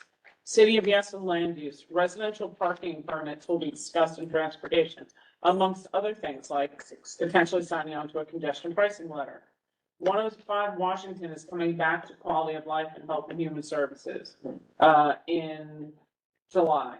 Resiliency and construction resolutions will be done in the environmental protection of Battery Park City. I am telling you, the west side, 70% of our district will be a construction zone for 5 years. If you have anything to say about the resiliency project, this is your opportunity. Lots of chances. If you can't find the links on the Battery Park City Authority, email the office, touch base with Alice. August, our hope is we are on summer hiatus. I say hope because the Department of Transportation open dining deadline is August 2nd. We do know that there are people working on in the pipeline for their new outdoor dining and sidewalk for our board. Once we get those applications, we have 15 days. It's a revocable consent application. I hope we don't see them anytime between July full board and the end of August. That would be the ideal goal, that they could come back in September. But it's a heads up. Don't know. Watch the agendas. And Tammy, just know, I know that transportation and BPC committee are on different days in July because of the holiday next week. So I know BPC is July 22nd. That's right. And transportation is July 7th.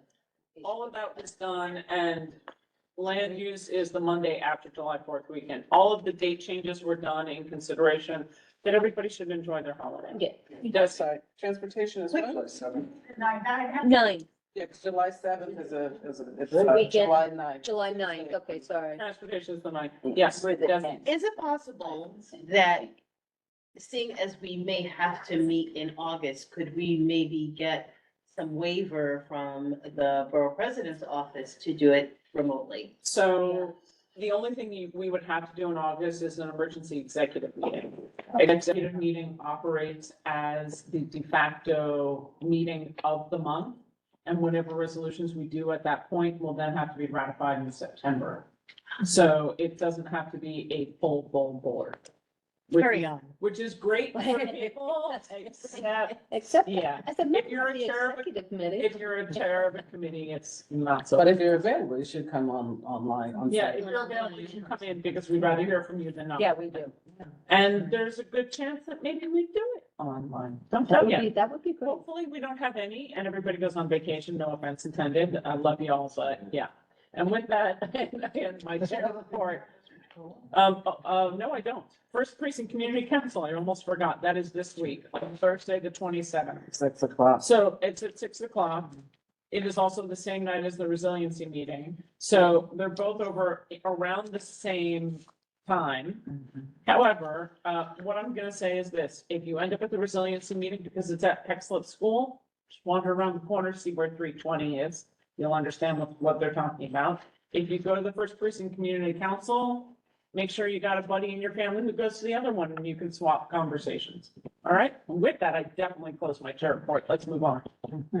All right, Jeff Galloway was, oh, he's here. I'm Great. actually here, Jeff. yes.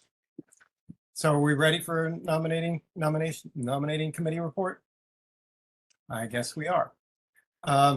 Okay, as shown on the slide, we have one nomination for each of our positions. Tammy Melser for chair, Alice Blank vice chair, Mimi Flynn secretary, Brendan Thompson assistant secretary, and Mariama James for treasurer. Under our bylaws, I can ask, and I will ask, the chair to direct the secretary to cast a single vote on behalf of the board for the election of each of these candidates. So Tammy, will you ask the secretary to do so? Yes, sir. Mimi, can you cast a vote for us? Sure, I'd like to grandstand a little bit. Thank you so much for having me as your secretary. Yes. And yeah, I'd like to cast this one super powerful vote to keep us all in office and to bring Brendan wherever. Brendan. Yay. Yeah. Don't worry. It's actually a piece of stuff behind me. Jeff. So with that, Jeff, I That's my want to thank report. you and Yes. I want to thank you and everyone on the nomination committee for their help, and their outreach. And I do want to remind all the board members, we function best when you speak up, when you say something, when you ask. None of us are perfect. All of us have good days and bad. Please continue to speak up. And if you would like to have a hand in the newsletter, it takes about maybe 4 hours a week. It's really hard. We can take turns. I can show you. Well, why don't you- It's spend the weekend. It's a great, it's a nice way to actually be the person who helps centralize some of the information that goes out in the newsletter. If you're creative and you want to include stuff for whatever month it is, that's awesome. And we really would love somebody to help. Yes, we can give it to an intern. However, we have jobs for our interns and we would like the consistency to have a board member be able to do it during their term that they're here, at least 6 months. Why is it just one board member? Why can't several people do it? We can. I'd like to get more than one person to volunteer. Mimi got roped into it. Yeah, I thought it was temporary. And then it was. And then it was. Because I quit. So, the newsletter was started during COVID. We, Lucian and I found it really important because we had heard from the community that we don't have enough pushing out of information. So we've done this since 2020, and it really is something that the community needs. It just, we don't have enough bandwidth hours in the office to manage it. So if you think you do, whether it's for a month or 2 months, just let us know, okay? If you know of a really smart high school student who would like to volunteer as part of community service hours, I'll take that as well. And with that, let's move on. Is it me? Yep. Yeah. Okay, so I'm gonna take it in order of our agenda. I know the safe haven is a thing. So we had our, every other month we get the borough-based jail to come in and give us an update on what's going on with the demolition. They're on schedule. They're working on the, wall that was impacted by the demolition. I'm sure you all heard about the wall from, Yeah. okay, so that's being taken care of. They're also looking for an environmental monitor, which the community had asked them to do. They're hoping to get someone on by the summer. They haven't had, Tammy brought up that there hadn't been a NAC meeting in a while, so we asked them to consider having a NAC meeting. Robin said that the majority of the members on the NAC were actually Community Board 3 members and Community Board 1 members, not Community Board 3 members, because you were concerned that Community Board 3 wasn't having enough input. And I think that's about it. Any questions about the borough-based jail? So no designers? No, they're gonna have, is it July? They're going to have a meeting, a working session in July. I guess it's gonna be designed, partially designed, but they haven't finished demolition and. Everybody, it takes years to design this permit, so they haven't assigned it to an architect. Yeah. Or design build firm. I'm not sure that. It isn't. It isn't, because I sat across from one of the architects who has his design all done. But hasn't been approved. It hasn't been approved, but they have them. So don't buy it. They have them. Which is why I bring it up. I know myself behind the scenes. I think. Well, you'll be at the meeting in July when they have the working group. Okay, with quality. No, they're gonna have their own, session. Now they've had. Private, yeah, session. Dedicated session. We'll get the information out when we get it. We haven't gotten it. All right, so the big thing was the proposed, Pearl Street Safe Haven Shelter. You've heard a lot about it. You heard a lot of people tonight. They contacted Tammy. They didn't contact anybody else to let us know that they were proposing to put that shelter there. They only contacted her at the beginning of June. Right? Middle of June, we got the required Yeah, so it's only been a notification, couple plus it's of Zach's, Yeah. and a copy to me, No. and then Councilmember Martin. Yeah, Like the and it regular. really wasn't. Someone said earlier that it was, it was Robin. She said 6 months ago. No, it was really 6 days ago, but not, a couple of weeks ago. So anyway, we had a huge turnout last night at the meeting. Many people were online, many people were in the room. Everyone, including pretty much, CB1, were opposed to having it as a single men's shelter. We would love to have it as a family shelter. We have seats available in our school. And there are many things listed in the reso about why we don't want it there, that it's abuts the school, that we can look right into it. I'm sure everybody has read the reso, right? Can I make a motion to amend one thing where it says the notification is factually incorrect? This is not the first safe haven. I'd like to just tweak it a little bit, so it would say a little bit more detail that says. Where are you looking? It's the second whereas, I just would like to clean it up to note that we have a safe haven opening at 105 Washington, and this letter did not recognize that. So instead of factually incorrect, it just says, we have a safe haven shelter at 105 Washington, Right. which this letter did not account for. Right. Just detail instead of just. We had said that. We left it out. Yes, please. Thank you. There's a typo on the on the first page, second to last. Just put the Pet Slip School Community supports a large group of, and then put your parentheses, homeless migrant children. It just doesn't make sense, that's all. I'm sorry, you're taking up the approximately 75? No. A large group of approximately 75 homeless migrant children. Yeah, it didn't have it. Oh, just put it on. Yeah, add the words group of. Anything else? Anyone else saw? Yes. Where? Who was that? Bruce. Bruce? Can I just make one comment? Hold on a second. Bruce is talking. Can I make one friendly amendment, if you so choose? That we add either a whereas, I guess a whereas if unfair will be resolved. That Community Board 1 supports safe havens, and that we look forward to identifying other sites that are more conducive to this use? Yeah, I like the more, because that's what we also discussed that, you know, if it's going to be a single men's shelter as the one that is proposing on Beacon Street, then they need to site it better. So I don't mind that, that's fine. That says CB1 what, Rich? I don't know. That we would like, we are supportive of safe haven shelter. Right. And look forward to finding more appropriate space. I don't think we should go that way because we're giving them leeway. If you like it, we'll give you one. No, but we have did say. We have one. No, but we did say that we wouldn't No, mind but it. I don't like it. I don't like it to see in the resolution. Yeah, May give I them an agree. out. I think it's unnecessary. I don't think it's necessary. I think we have said enough. We've been very pro, Bruce. We have one at 105.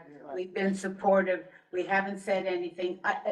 They're so terrible. I don't want to give them an inch, I agree. okay? I don't want to give them an inch. So I agree. suggestion, I think just got denied, sorry. Brendan? I just wanted to make a point of clarity. So I believe we don't know that this is an all single males safe haven. No, we don't. It doesn't. It was opined that it might come back. It doesn't say that. Doesn't say. Right. Clarifying, you Yeah. said it was all male. This one is, we don't know. Yeah, We we don't- don't know, we don't know anything, which is the whole point. We don't know, except how many beds. Quick question, a safe, Justine, then Eric. just a safe haven can't be you know, by nature, isn't able to be a family shelter? A safe haven is a specific type of. Cool, that's what I thought, could they? It be is not a family? family It's not a shelter. family Okay, okay, that, so that. Eric? I have reservations about even saying that we want it to be a family shelter. I don't want it to be any type of. You can vote against the resolution. Because the majority And the of people people at the that school, the Are school okay. parents were here last are night. very Said supportive. that they would support that. They already support a family shelter of migrants. And they were willing to have another family shelter support because they had the resources and abilities. To do, Yes. and even the young child was there. Yeah, so, Was long-term All right, let's have a housing discussion about it. considered? We vote against it. okay. We need to have a resolution. Okay. Yeah. Make a. Okay. Morgan, let me recognize you. Would you like to be recognized? Morgan, did you have something to say? Yeah, we need to have a resolution calling for a process here to get information, how this came about We have and it. why it was put in front of us in this way. And don't oppose the resolution because it's not perfect. Or, is it, I don't. It's okay, you can do what you. Yeah, but I urge you Now, not to can I do that. call the question? Is that fair? Second. It's been called. It's been My seconded. hand up. I'm sorry, I apologize. He did. I just make a quick comment. Sure. Just make 2 points. I support the resolution completely. I think it is reasonable to support a family shelter, but not this shelter that poses a problem for another population in Southbridge that I am now a part of, and that is substantial, which is senior citizens and older people who have less mobility, and therefore, you know, safety is of the utmost. And then I just want to make a comment about the school overcrowding task force and how much work the former assembly member put into this, along with members of this community board who played a leading role. And I would just point out that schools, and we had a big role in making the Beacon School and the Peckslip School. And it's these schools that attract so many families into this community. And I think we better not lose sight of that, because that is one of the great attractions and very valuable to this community. I'm sure if Paul Hovick was here and Tricia, they would say the same thing. I thank you. Agreed, Paul, that has been our position. All right, so the question was called and seconded. I have a question for the board, because I don't see any reason that we couldn't speed up the clumping of this. You can add Cloud Father in, and then unspent funds. We could take all of the resolutions together. Yes. I would have, yeah. No, one of them. Why not? No, why? Broken out. Same for one. You can do that. You still can. You can still abstain. Yeah, you just have. Okay, so if we're gonna do that, then this is one, so you can abstain by going, okay, so that's one. Number two is about $30 million, that LMDC still has, we're going to table that, right, though, until July. Okay, that's about, and then we have, who's it, so, Is that that would the be Public two. Trade Center? Because that's there. We have a reso written. You What? have a res- On my paper here. No, yes, that's what we're tabling. Yeah, we're going to expand. So Yeah. they're gonna take, okay, so 5 World Trade is tabled. Right. Okay. There were, all right, so let's just take the two resolutions together and you can finish your report. And three, we are tabling Yeah, that's Yeah, not. that will be on the reso. until Correct. right, July. So truthfully, the only reso that we have, and the cannabis. Cannabis and The civ. cannabis, they withdrew their application, and so Yeah. Okay, it's pro forma. so with the cannabis and the safe haven notice for 320 Pearl, if you were not here for the first vote, which means I'm talking. Bruce, Benson, Jared. Anybody else that might have. Bruce, Vincent, Jared, and who are not here for. Oh, Brendan, And I don't know if my vote counts, but if it does, I vote in favor of both resolutions. who is that? That's That- Gallo, Jeff. Oh, yeah, Jeff. Can you say your name? and- You'll have to say your name because you weren't here for the first vote. Yes, Galloway, yes on both resolutions. Okay, I'm gonna call people who were not here the first time. Zelter, Zelter, yes on both resolutions. Airman, Yes, I'm going. Vincent, Jared. Thank you. Brendan, you were here. Sorry, I missed you. Mariama. Mariama James. I'm a yes on both. Okay. I think that's everybody who was not here for the attendance vote. Okay, so everybody else goes by affirmation. Are there, Joel Capel was here and then gone. And he's not, so no. Yeah, okay, so we're gonna do the resolutions by affirmation, and what that means is that I will assume a yes unless you announce your name to any other roll call. So are there any opposed? Lerner, no on number one. Meaning the cannabis No. of the safe haven? The No, school, no, you want to say yes. safe haven, You're okay? supporting our, you're supporting, I'm against the school. right, but you're supporting the rest, Cannabis, yes. so you want to say yes. Yes and no. Wait, he wants to vote no for the safe haven at 320 Pearl. Hold on, Yes, yes. whoa. Joe, stop. Joe, I need you to explain which one. It is, there's a Cloudfather, which is a withdrawal of that cannabis store. Yes. And then the other one is a safe haven. How do you vote? Number one, yes. Number two, no. Gotcha. I'm not gonna say haven. No, I was clear about it. I just want to say yes. He's saying no to the safe haven. He doesn't like it. He doesn't like, he doesn't like it that it's. To the Right. cannabis. But that would be a yes. No. He doesn't It's like not- it. It's like- Joe, We're explaining it, yes. we're gonna circle back. Thank you. All right, are there anybody else opposed to any Brenda of wanted this? to abstain from, no, okay. Hearing no more oppositions, I'll come back to you, Joe. Who? What? I'm voting. Okay, but you want to vote yes? You're voting against any type of shelter at the school, is that what you're Yes. saying? So you're Okay, so supporting, he's still a no for the safe haven notice. Yeah. Wait. no, I mean, you're making it, you want to vote yes, you're I want to supporting, vote that we. right, let me just say, you want to support the reso, so you're saying yes, the reso is saying that we don't want the shelter. So you want to support this, so you're saying yes. It does say that. We oppose the shelter. First. Look at the therefore be it resolved. Joe, we're gonna come back to you. Thank you. Okay, no problem. Joe, come back to you. Are there any abstentions from either resolution? Brendan? Thompson abstained from 320 Pearl.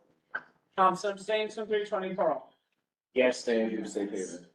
And yes to, sorry, Tyree, abstain from safe haven, and yes to Cloudfather. Thank you. Are there any other abstentions? Are there any recusals? Joe, back Yes, to yes. you're a yes for both. Okay. Thank you. All right, can we, and then we're gonna move on because everything else for quality of life will see us next month. Yeah, it's fine. Next. Jason, Oh, one thing I did say earlier, I'm not doing the food anymore, Jason. Jason, I'm not doing food anymore. Are you still gonna do it? No, you still gonna do the food? Of course, I missed one meeting. So I just want to find out if somebody else needs to volunteer. I am your permanent volunteer Okay, until I great. retire, which is Great. Jason, hit it. You're on We fire. had a report from these lovely guys from Historic Districts Council, and the meeting was not well attended. I think there was me and maybe two other people. But they talked about how the city of Yes is impacted in the landmark districts, and we talked about a couple of historic buildings that we thought deserved to be landmarked, that weren't landmarked in our district, and some work that Alice had done last year, like finding buildings and you know, that was really it. I mean, it's a great organization, HDC, and that's it. Jason? Yes. Where's you, Bubba? You were at the meeting? I was there, yeah. And I wasn't, and I'm sorry. Okay. Talk to you offline, but are there like 3 sentences or something to describe the high points of how this would affect landmarks? Is it too complicated? You're talking about City of Yes? You. Yes. Thank you. I remember there probably was something, been to so many meetings about City of Yes, but, oh, yes, there was. It's the, very, very unused, transfer of real estate development rights. Yes. It's like one of the most uncommon transfer of real estate development rights that happened over the past 100 years, where an individual landmark can transfer now air rights further. Yeah, right, but it's very complicated. And there are still limits to how far it can be built? There are limits, there are the same very difficult limits to get over to begin with, and so I don't really, in our district, like, some of these like spot landmark, like, small churches, maybe can reach a little bit farther, but you know, yeah. Yeah. Okay, anybody else? TDRs, yeah, that's the name of the real estate. Yeah. All right. And again, if you have more questions on this for City of Yes, please go July 1st to Councilmember Marquez seminar. Thank you, Jason. Alice? Wait, I'm sorry, what's going on? He's doing a City of Yes housing on July 1st Zoom. So if you have more questions, you can meet Councilmember Marquez, land use people. You know what time? Do we have a link for that? Yes, we do, and we'll be circulating it again. Alice, you're up. Can you do Alice's slide? Okay, all right, ready to go? So, hi, and thanks to the nominating committee, of course, we'll have feedback, I guess. So we had, Deborah Glick gave a summary of what she'd spoken about at our meeting, so that's that. So we heard from Susan Rosen from the New York City Emergency Management Team on interim flood barrier measures, IFBMs. Any of you who remember this from 5 years ago, they were here and they show up. And there aren't many in our area, but the goals remain the same. But they are very clear in saying that they are not for life safety, these measures, but rather for sort of critical infrastructure protection in low-lying neighborhoods. So these, just the next slide, in the picture, yeah. So you might recall there are 3 types. There's the HESCO barriers, which are these 4-foot concrete pods that you see around. The just-in-time measures called the Tiger Dams, the orange ones you see there, and flood panels. These come out and are deployed at the time of a flood. Next slide, yeah. These are the program sites. There are 57 sites in New York and 32 are these pump stations. We have 1 in our neighborhood at Canal Street, and we have, of the 4 neighborhood sites that have these interim measures, we have 1, which is of course the South Street Seaport, and only South Street Seaport. Next slide. So this is from 2019, when they first came. It was quite long. It was now, so the green is the area of the PESCO barriers, and the red are the tiger dams, which would be deployed, right? But the HESCOs are out there permanently. Just as a reminder, these only allow for protection up to 4 feet. It's not a sandy protection. Next slide. But now in 2023, this alignment has been reduced because of the work that's being done north of the Brooklyn Bridge, as you can see. Next slide. This is just a diagram of the activation timeline. So basically 5 days before a storm would hit the coast of North Carolina, all government agencies are notified, and this begins generally the timeline that you see in front of you. These are pictures of the IFPM, or the interim measures in action. And you might all remember that in 2020 with Isaias, they were in fact deployed and seemed to be done successfully. And Hurricane Henry, where they actually weren't deployed, but they were mobilized to do so. And these were the only two occasions this happened. We had a brief moment to look at the hurricane season, which is rather high in terms of percentage of above normal at 85% likelihood for hurricane in the Atlantic. That doesn't mean New York, but the Atlantic. Next slide. There was a discussion of cooling centers, which everyone should be aware of. And I didn't know about this, but you can call 311 and be told where to go if you don't have any place to go that's cool.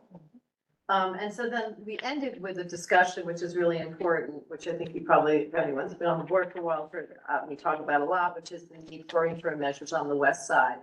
And there are none, and the reason is because it's too much money, it's too expensive.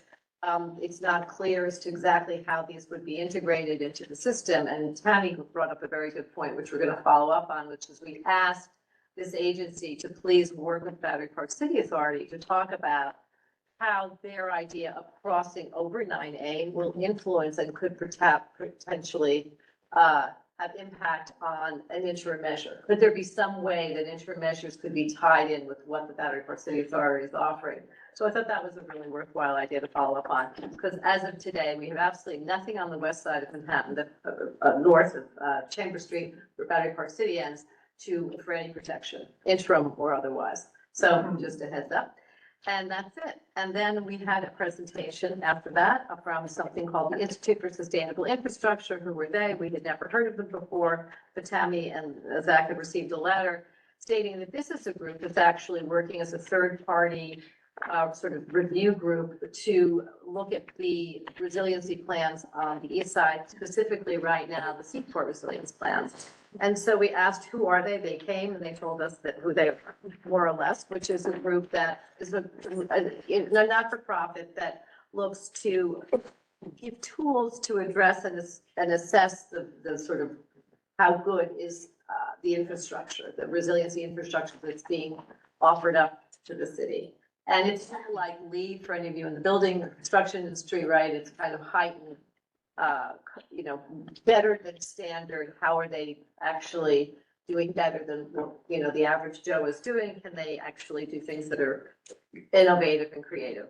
And it's a global operation. It's got 254 members of architects and engineering and construction firms and 288 government and public agencies and 131 academic institutions. Like I say, for anyone interested, it was a very long, extremely detailed presentation, but that's sort of just a bit of the overall sort of the general idea. They introduced a program called Envision, which is, as they describe it, a blueprint for fundamental change in infrastructure development. And this is what is now being used for the Lower Coastal Resiliency Plan. So it sets a standard to look and incentivize higher performance goals. Next slide. Okay, just said, next slide. So there are 5 categories: climate resilience, quality of life, leadership, resource allocation, and natural world. And each one of these gets a certain point value, highly detailed with I think there were 1,000 different categories. And there are 1,000 points. And whoever applies to this has to, jump through a lot of hoops in order to attain this verification process, which obviously I assume lends some credence to the project being better than an average project. Let's hope. Next slide. That would be for just learning. Institute, what is it for? The Institute is the sort of a not-for-profit that organizes this application process and works with cities all over the world in using this framework called Envision, which is to evaluate a project. How is the project being done? In fact, we have this example. It was used here in the Battery. Well, next slide. It's a global program, and you can see it's mostly in the United States right now. And they've used it here in Lower Manhattan. And here's an example. They get platinum status. In other words, they've gone through all those 5 categories, all the 1,000 points in each category. And then next slide.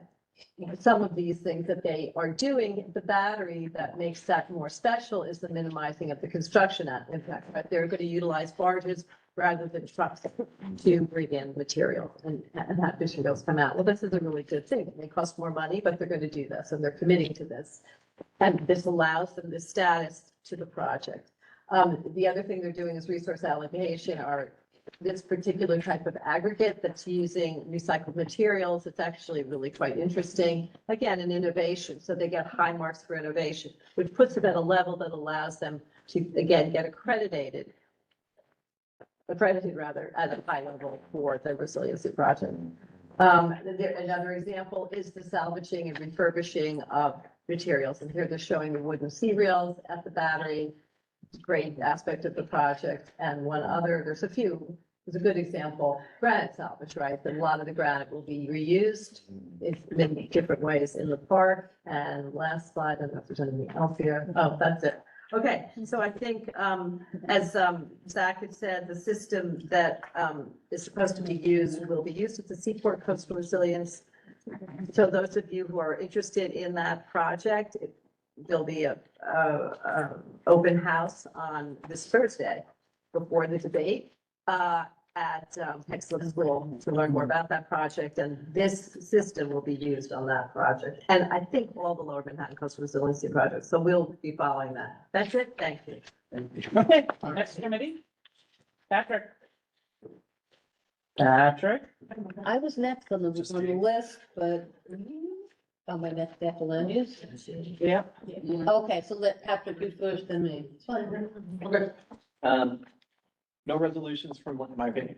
Yeah. No resolutions from land use this month. We continued for the second month to review the Department of City Planning's application for the citywide zoning text amendment, which you've all heard a lot about tonight. City of Yes for Housing Opportunity is the third in the 3-phase City of Yes proposal. There are, like the last one for economic development, over 20 or so specific proposals within the entire package that we have to look at. So to say that there's a lot to consume, a lot to digest is an understatement. We've hired George Janes as our land use consultant again for this project. George was at our meeting. He was very helpful in starting to help us figure some of these things out. The Department of City Planning gave us an update on some questions that committee members have been asking. And we talked a lot about one of the key features of this program, which is called the Universal Affordability Preference Program, or UAP program, which is going to be replacing the Voluntary Inclusionary Housing, VIH program entirely. The city contends that it will build more housing over the next 10 or so years than has been built under any of the programs since 1987. That's the point. So we did spend a lot of time working on that, and there was some spirited debate with George and the city folks over the exact goals, the policies. But suffice it to say, we're going to take everything back up again in July. Please join us. July is the month we're going to do our resolution. We have to get it done before early September, really. Since we don't meet in August, that means our deadline to vote as a whole board will be at our July full board meeting. So at our July land use meeting on, I think, the 7th, 8th, we'll be voting on the resolution for this. So if you care about this issue and have a particular interest in it, come join us and hear more about it. All right? Any questions? May I add something? What? No, because keep it for the July 8th, and the reason why I'm saying. No, I need these people to know what we found out in this meeting that I, as an architect, found. No problem. Okay.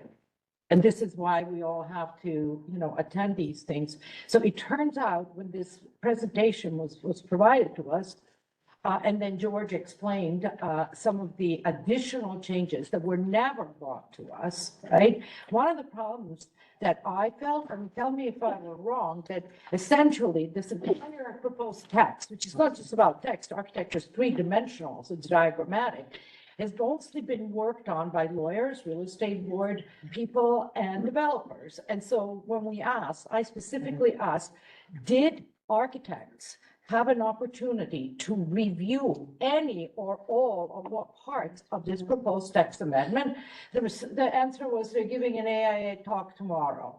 No, we needed to know, has there been a thorough review? Because George then started to tell us other things that we never heard of, like the rear yards. They're going to be diminished from 30 to 20 feet. Where side yards are going to be diminished, front yards are going to be diminished. Essentially, they're going to increase buildability, right? But not increase the space. They're going to decrease open space. Something we found out during COVID is so valuable. And there are many little things that are included that I have not heard of at all. And, I'm in the industry. And lastly, I just want to say that today, I attended an AIA lecture on zoning, current zoning, and how you actually read all the texts. And anyway, it's one of the best lectures I'd heard in decades on zoning. And the lawyer, of course, told us that, that every mayor that arrives has to tinker with zoning, right? So he encouraged us to just, stay chill. This is going to be a long process. There are going to be adjustments for us, but it is the community board's time to give their input because I think there's a pecking order, right? Community board, city council, assembly, correct? So it is important that we're something of. So I'm going to stop you to also say that it's really important that everybody go to the July 8th meeting. And specific, if you have questions and anything, because at Borough Board this month, half of the boards were not prepared to vote. So the borough president will call a special meeting sometime through July 10th. Mind you, we're meeting the 8th to be able to have all the boards vote. Because he would like to submit when the public hearing happens for DCP, which means that I'll be voting as chair for CB1 at a special meeting of Borough Board based on the committee meeting. So for our newest members and refresher for existing members, to Vicky's last point about the process for a citywide zoning text amendment, it comes to the community board first for a 60-day review period. Right. Usually 45 to 60 days, depending on the type of application. It then goes to the borough president of the affected area, in this case citywide, so there's all 5 borough presidents. Then it goes to the or to the city planning commission for certification, then to the city council, then to the mayor. Theoretically, there's a lot of layers of review in there, but for those of us who've been through this process a number of times, you know how it works. And then just to the other point that Vicky made, I would say that the applicant disputed a number of those things, and I would just encourage you to watch maybe the last 30 minutes or so of the YouTube video from our June meeting, and you could kind of see that, what I call spirited back and forth. Patrick, when will we see George James's report? I don't know yet. George is doing a memo for the land use committee members, much like he did the last time, which sort of breaks down these proposals into bite-sized pieces and gives sort of pro and a con of, how we might feel about it. And then we can obviously discuss it. I don't. Before the July 8th meeting, though. Yes. Yeah. Actually, I do know the answer. You do? By the end of this month. So before June 30th, you'll have it. So we'll have a week to digest it before land use. Yeah. But just also just say that George has done this for almost every board, I think, in most of the boroughs in helping. And there are many YouTubes of George doing this. And one in particular that's excellent is the one that he did for the Friends of the Upper East Side. not-for-profit group, and Landmarks Conservancy was in on that. It was an excellent one where he describes many of these aspects. And anyway, I just. When was that? Were they? You just put George James on the zone, you can find it. Yeah, or I can share that with you. I'm just pointing out that you don't have to wait or go to argue. There are many examples of this. But that was an excellent one. Yeah. But just buckle in, it's gonna be a long resolution. Yes. Right, just like it was last time, sorry. Okay, Go through it as quickly as we can, but. Yeah. awesome. Thanks, Patrick. I think Battery Park City is next. Yes, thank you so much. Sorry. That's okay. I just was confused from the chart here. All right, just two reports to give. The first one is about Brookfield Properties summer programming. And just short and sweet, they have a newsletter where they put forth what they're doing. Emails go out. You should sign up for that so you get to know. Right now, they've got the Portside program that's taken over the upper level, like where the skating rink used to be, right outside the Winter Garden. That's there. It's open to the public. Even though it looks like you're blocked off from going in, you're not. You walk through, you can go there, sit down, bring your own food, buy food from, at the Tartinery, that's the restaurant that's there. You can buy food or alcohol, bring your own, sit, traverse through it, whatever you want to do. The big thing about the conversation the committee had with Brookfield was, we asked them about, they also have a pickleball thing was going on, they have different things, tennis, ping pong, different events that go on that they kind of put out there on the Esplanade and the North Cove Marina area. And we said that it's a bit of a frustration living in the neighborhood and being part of Community Board 1 and never being able to access any of that, although it's open to the public, because it fills up so fast. So we asked them in the meeting to consider something that they did before the pandemic, that they would regularly do this, which would be to give the Community Board 1 notice and give us either certain times that are allocated for us to sign up, which means you're still, fighting for people to get in there, but at least it's less than the immediate of the people that are, the offices and the corporations that are in Brookfield. Anyway, if they're gonna think about it, let us know, but that would be great. And that sort of sums that up. The other thing that we talked about, which I'm gonna touch on and just hit some high important points, because I think it's really important to note, is the North and West Battery Park City Resiliency Project. We're gonna be doing a resolution in July. Alice is doing a resolution. We're gonna talk about, you're not doing it? We're doing something together. But things I want to point out is they came to us, the Battery Park City Committee, to present a 60% design for our committee. It's really similar to what they presented on June 20th in their meeting. Sorry? 70%? No, 60. Maybe they did 70% on June 20th, but 60% was our committee. And they did tie up a few loose ends at the June 20th meeting. I want this community to be aware that this project is going to take at least 5 years. Okay? It's going to begin in 2025, 2026. Once the South Battery Park City Resiliency Project has been completed and that Wagner Park area opens up, hopefully Battery Park will also be opened up. But we are going to be losing for 5 years a significant portion of the parkland in Battery Park City. What they did decide to do, which I think is great, is they're going to break it up into stages. And they're going to start with the South Battery Park City, so South Esplanade. And they're gonna do that, block by block, basically, but they're gonna try to tie in the South Battery Park City Resiliency with the south part, and then move up, and then gonna jump to the north part. But, the entire time, they're gonna be working on by the marina, because there's the PATH train tubes, I think they've talked about that and all the different things, and they have to build a, Platform. thank you, a platform over it, because there's nothing that could withstand the weight. They're just not built that way. It's just a cantilever right now. It's just over water. So there's that to pay attention to. Something else I want folks to know who are where the walls are going to be built against the buildings or against the privacy walls. I don't know that if it's clear to everybody, but those privacy walls are not able to withstand any kind of flood. Those privacy walls have to be taken down. New walls will be put in. The height of the walls could be as high as 2 feet higher than the privacy walls that are there now, but maybe 3 depending.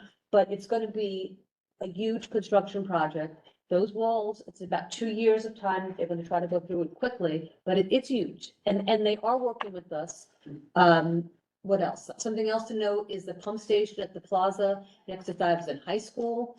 That's gonna be something that's gonna be pumping out water that maybe gets over the barriers, or if there's a flooding situation where there's water accumulating inside. Rain. Rain, thank you, rain. But it's this huge amount of water that's being pumped out, has a capability. I'm almost done. I'm close. And then lastly, Raju Man, the president and CEO of the Battery Park City Authority, came to the meeting and he asked the community and CB1 to brainstorm about the type of programming or activities we want for the public space, in this public spaces during the construction. Okay, so our committee raised, we want to have a conversation about what could be done with some of the public spaces after the construction, like as to incorporate into the construction, perhaps redoing the dog runs, lots of different things. But what they said was, what do you want? Last year, when we closed down Wagner Park, we put in the Pataki Parkway activation. You all really were lackluster about it, to put it nicely. What do you want instead? How do you want to activate it? Give us the ideas because we'll consider them. So that was, I thought was really pretty cool. And my answer and my call out to this committee and to anybody who's listening is to come, reach out to Zach, let us know, reach out to me, tell me what you think. We'll have it at a meeting. We'll discuss it briefly in July, and in our portion, we're gonna have that in 2 separate resolutions. In our portion of the resolution, we could include things like that and suggestions as to what to do with the public spaces during and what to do with the public spaces after. And Rockefeller Park. And Rockefeller, yeah. That's a really good point. Rockefeller Park will be open pretty much the whole time unless it's going to interfere with construction.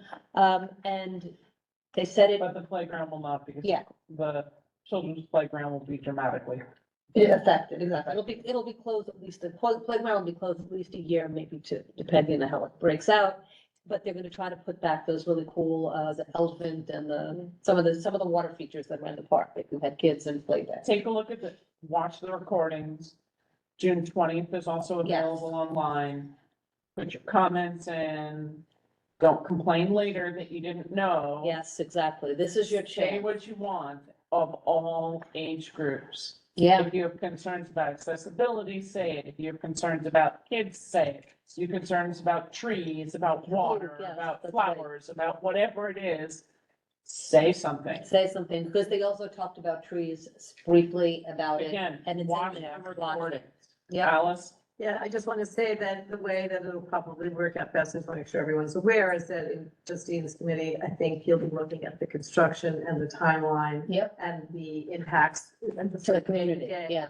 And environmental protection will continue doing what we've done, which is to look at the actual measures themselves, the resiliency measures, and consider, has the authority done what we've asked them to do? We've written that 3 resolutions, and so we will be looking at what has and hasn't been achieved. And I would say that in reviewing this on June 20th, many of the things we asked for, are definitely being considered and other things are not. And I think we'll highlight that in our resolution and add anything else that anybody is thinking that's important. So. Sorry, no, I had a question for Alice. Next one.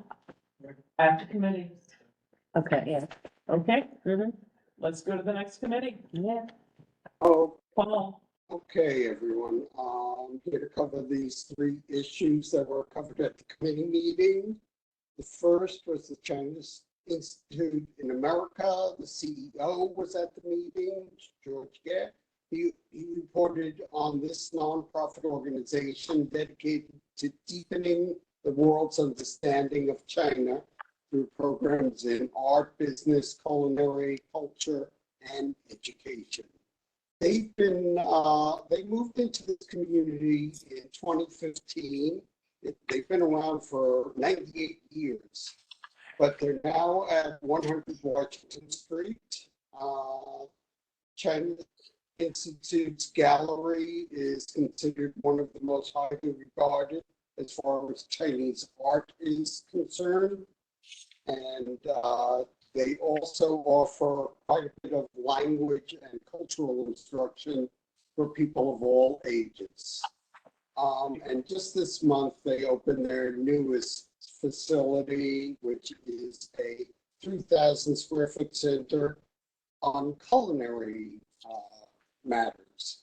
So if you're interested in more information on this, you could sign up and receive updates on their special events. Okay, we spent most of the meeting actually on Hudson River Park and the estuary and what's going on with that. Noreen Doyle was among the participants. She's president of Hudson River Park. And I should point out that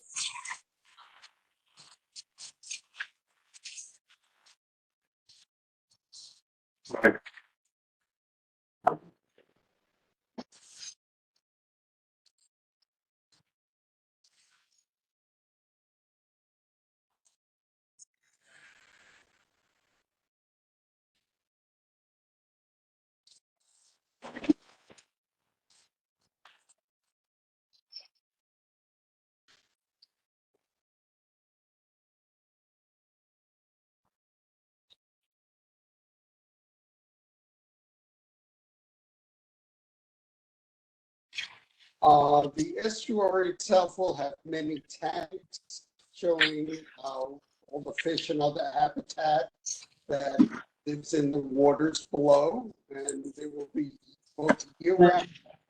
You can tell me what to put in. Sorry, Paul, I was checking if you had photos. Keep going. Okay. There will be both year-round tanks as well as certain tanks that highlight the seasonal aspects of those species. It will be a one-story structure and with a planted roof.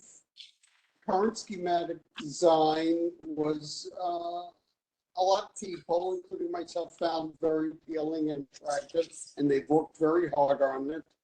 And the current cost is estimated to be $35 million, and they have 20 million of that in the hopper, and they hope to raise the rest during the schematic design process. So more to come. Item is a public art project. I don't know if we have, there it is. So it's by this artist named Jago, who plans to install it for 3 months at Thomas Paine Park, as it says, which is in Fulton Square, and it's beginning for 3 months in July. And he's putting up this type of model of a young baby because he was reminded that each homeless person had at one time been a child. So there's going to be some kind of explanation in signage nearby, just in case people wonder why there's a photo of a child like that. But anyway, if you have any comments on this, you could submit it to me or to the community board, and we'll pass it on to Parks. And that's it for me. Okay, guys, everybody in the room, this is the last committee and the last resolutions. If we want to be out of here by 9 o'clock, which would be the goal, everybody roll. 5 minutes. Susan, All right. take it away. All right, there are a couple of things I want to tell you about the resolutions. Let me go through them. 381 Broadway, AKA 60 White Street, is, I hope you read the resolution. It is, it's a huge amount of square footage.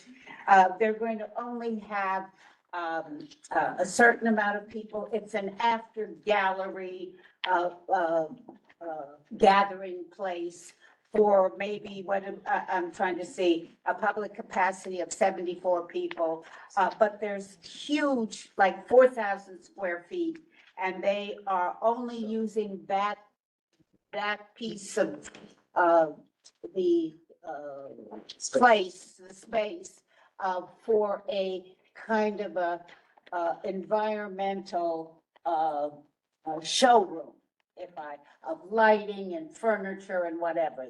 There will be no parties in that space. The space where they're going to have the public capacity is a very small space off the side. And that's what our resolution says. And Those are the hours but I think you all have to know about it. It's weird. I wish I could tell you it wasn't weird. It's weird. We push them and push them, and it is in the resolution. If anybody wants a friendly amendment or to make it tighter, I don't care. It's fine. But what, they were very clear that it's only this small room or this area where they can fit 74 people. More than 20. Well, more than 20 people. About 20. 74 is the whole area, with the space for people to wander around and look at the couches and the lighting. They have other stuff. It's so weird, I can't describe it. Yes. Okay, let's go around. If you have questions, hands up so we can do this orderly and quick. Justine and Alice. Quick question is, if we, I'm gonna vote yes on the resolution because you have to say something. But if this gets granted and they get a liquor license, could they then turn it into this wild and crazy thing for thousands of people? No. Okay, thank you. Our resolution says no. Good, that's what I It was was. very unclear to me. I hear you. So I would recommend that you just, the establishment of the second, whereas, consists of 2 spaces, a X square feet wine bar. You have to give the square footage of that. Now, am I understanding that that wine bar and the other 3,500 square foot space are both getting liquor licenses? No. Only the. Only the small space. Okay, very clear. We will have to clean it up. That you put that 2 spaces Yeah. for which there is. Only for one which- liquor for which license. There is the liquor, for which space this is, the liquor license is for, and then there's an extra 3,500 square feet for More than that, yeah. furniture showroom, lighting fixtures and artwork, not to be used for events, that is not to getting a liquor Fine. license, and that's Okay. all. That was. Perfect. But cleaning that up, that makes sense. That, yeah, so that was, Okay. yeah, I asked it very clear. He said it down there. Alright, All right. Susan Lee. All right, go ahead, question. just really briefly, pardon me, this right there. Can you tell me, like, what was some challenges that the committee initially seen and what was the limitation and conditions that you had set? I see it on the resolution. Well, the limitation was that they could only have up to what they explained to us was 20 people in this smaller space for liquor and entertaining after galleries. It's an after gallery space. And the larger space is for people to come up and for their, really a sales room, kind of.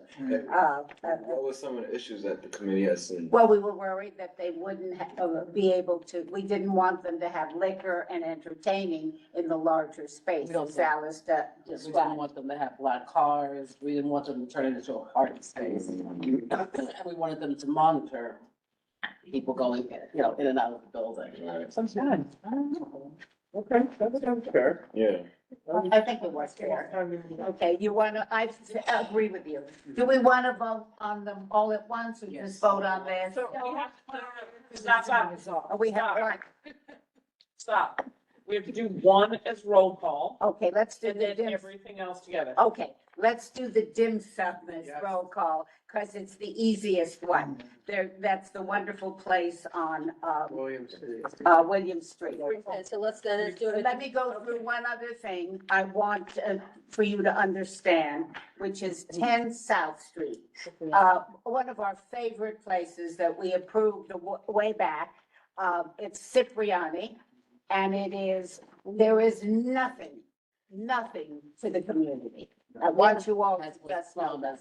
When they first came to us. And they were gonna do blah, blah, blah. You can't even go to the bathroom there. It's against their lease. I just need you to know, it's against the law, against their lease for what Can we they're. write that in here? Yes, I think we should.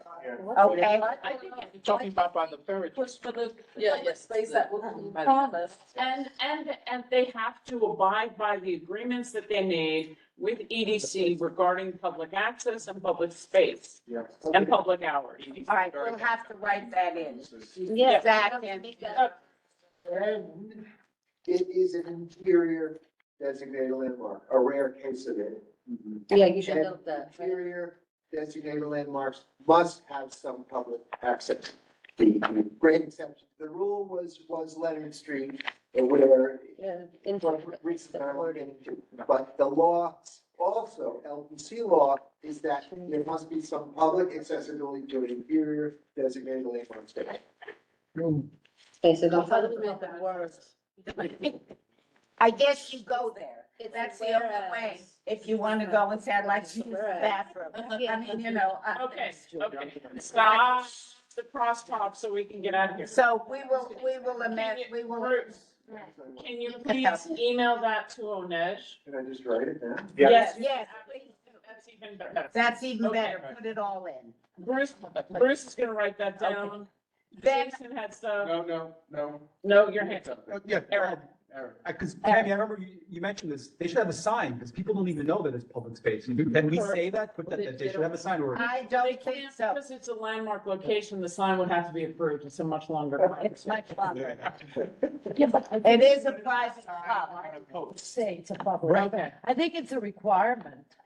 If it's open space, it's a It's not. requirement. You have to remember the resolution, what Bruce is gonna write. It's much more complicated. Okay. So let me keep going. 24 John Street is going to have a little espresso bar by the hotel. No, I'm kidding. Okay. Desi, and the hours are fine, everything about it. And if you remember, go to the next one, it's the hotel, which we had a lot of trouble with before. And put it whatever you want in. Okay, I'm gonna have Alice and Bruce help you Fine. wordsmith and fix the whereases to reflect the EDC issues and everything else. I'm very thrilled. Yeah. That would be awesome. This is what we do as a community board. Everybody chips in. This is not one, Yeah. it's all of us together. Okay. Okay. Now, do you have anything to add? Alice, so you remember we're supposed to have public meeting space, not just public access to bathrooms? So are you putting that in there? Yeah, we need should to. definitely put We'll that. put all of it in. Put it all in, but. One question, because I'm not sure who wrote it, but I just wanted to understand, the establishment of private member club with Pittman 6, which changed the order now totaling 28,000 square feet, but, with no public access to its amenities as requested by the committee. What does that mean? As requested by the committee, you wanted to have public amenities? It's done wrong, that's wrong. We wanted Right, to have so, access. the Salad Private Member Club. Yeah, it's written which the badly. commu- It's written badly. Which the board has requested and required. Okay. Right. Anybody else have any other changes? It was requested and agreed to. We Okay, thought- so Okay. Susan, which ones are we taking together and which one is separate? We're taking all of them together and take dim sum for their liquor license on William Street to vote on, separate. Our last one. Gotcha. All right, so now we're taking, everybody listen up. 381 Broadway, which is AKA 68 White Street, 10 South with all the changes that we've just gone over and the additions of all the promises that were made and not kept. 24 John Street, both at 24 John, are all together. There's Okay. 36. About 30. And 30, And 36 Peck Slip. and 36 Paxlow. Thank you. Okay, Well, that's the last one, right? no, we're No, not. the last one is William Street. That's last. Dim sum vote. Okay. All right, with that, vote by affirmation. Do I have a call? Call the question. It's called and second for the group of all of that. Are there any abstentions? Starting with abstentions. I'm gonna abstain from 10 South. Are there any objections? Alice, what are you objecting I'm to? not objecting, I just don't understand, is 10 South then going, how does, it's like, we vote for it, if we agree to it, only if the agreements that were previously made by this board Correct. would be public space. Yes, Correct. yes. Okay, sorry, thank you, then. Then you're good. Okay. Hearing no more abstentions, hearing no more opposition, are there any recusals on any of those? All those motions pass. Last was, I need, Emery, so I need you to vote audibly. Right, I'll vote yes on all groups. Thank you. when did you get here? Just a few minutes. Okay, perfect. Gotcha. All right, no problem, you're here. All right, Emma Russo is here for attendance. Thank you. Last resolution of the night. It's 9:04. Come on, peeps, we're working on this. 123 William, take us home, Susan. It is an easy one. It's a great place, no complaints. They want a liquor license. Call the question. Second. Fantastic. Roll Okay, call. people. Amoruso. Yes. Thank you. Blank. Yes. Thank you. Brown Kennedy. Thank you. Cameron. Cameron, yes. Thank you. Cassell. Cassell, yes. Thank you. Chapman. Chapman, yes. Thank you. Starkoudian. Charkoudian, yes. Thank you. Cole. Cole, yes. Thank you. Foreman. Yes. Thank you. Kucha. Kuchia, yes. Thank you. Airman. Yes. Thank you. Flores. Flores, yes. Thank you. Flynn, yes. Friedman. Friedman, yes. Thank you. Froman. Roman, yes. Thank you. Galloway. Oh, yeah, Galloway. You online still? Yeah. Yeah, I was on mute. Galloway, yes. Thank you. Goldstein. Goldstein, yes. Thank you. Good kind. Good kind, yes. Thank you. Hernandez. Yeah.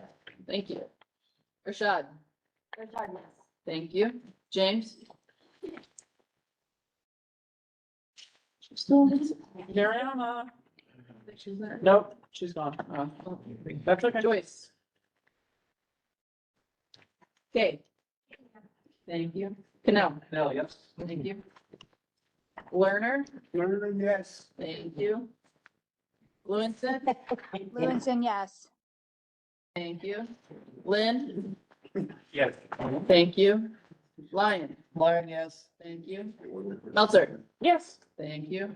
Minsley. Great place, deserves our support. Emphatically, yes. Thank you. Quiet, everybody. Moore. Yes. Thank you. Portia Corey. Thank you. Robinson. That's Robinson, yes. Thank you. Shear. Thank you. Vera. Yeah. Thank you. Terry. Yes. Thank you. Thompson. Thompson, yes. Thank you. Tom. You. Yes. Thank you. That's it. Okay. 9:07. Meeting is adjourned. Thank you, everybody. Thank you. My dog. Recording.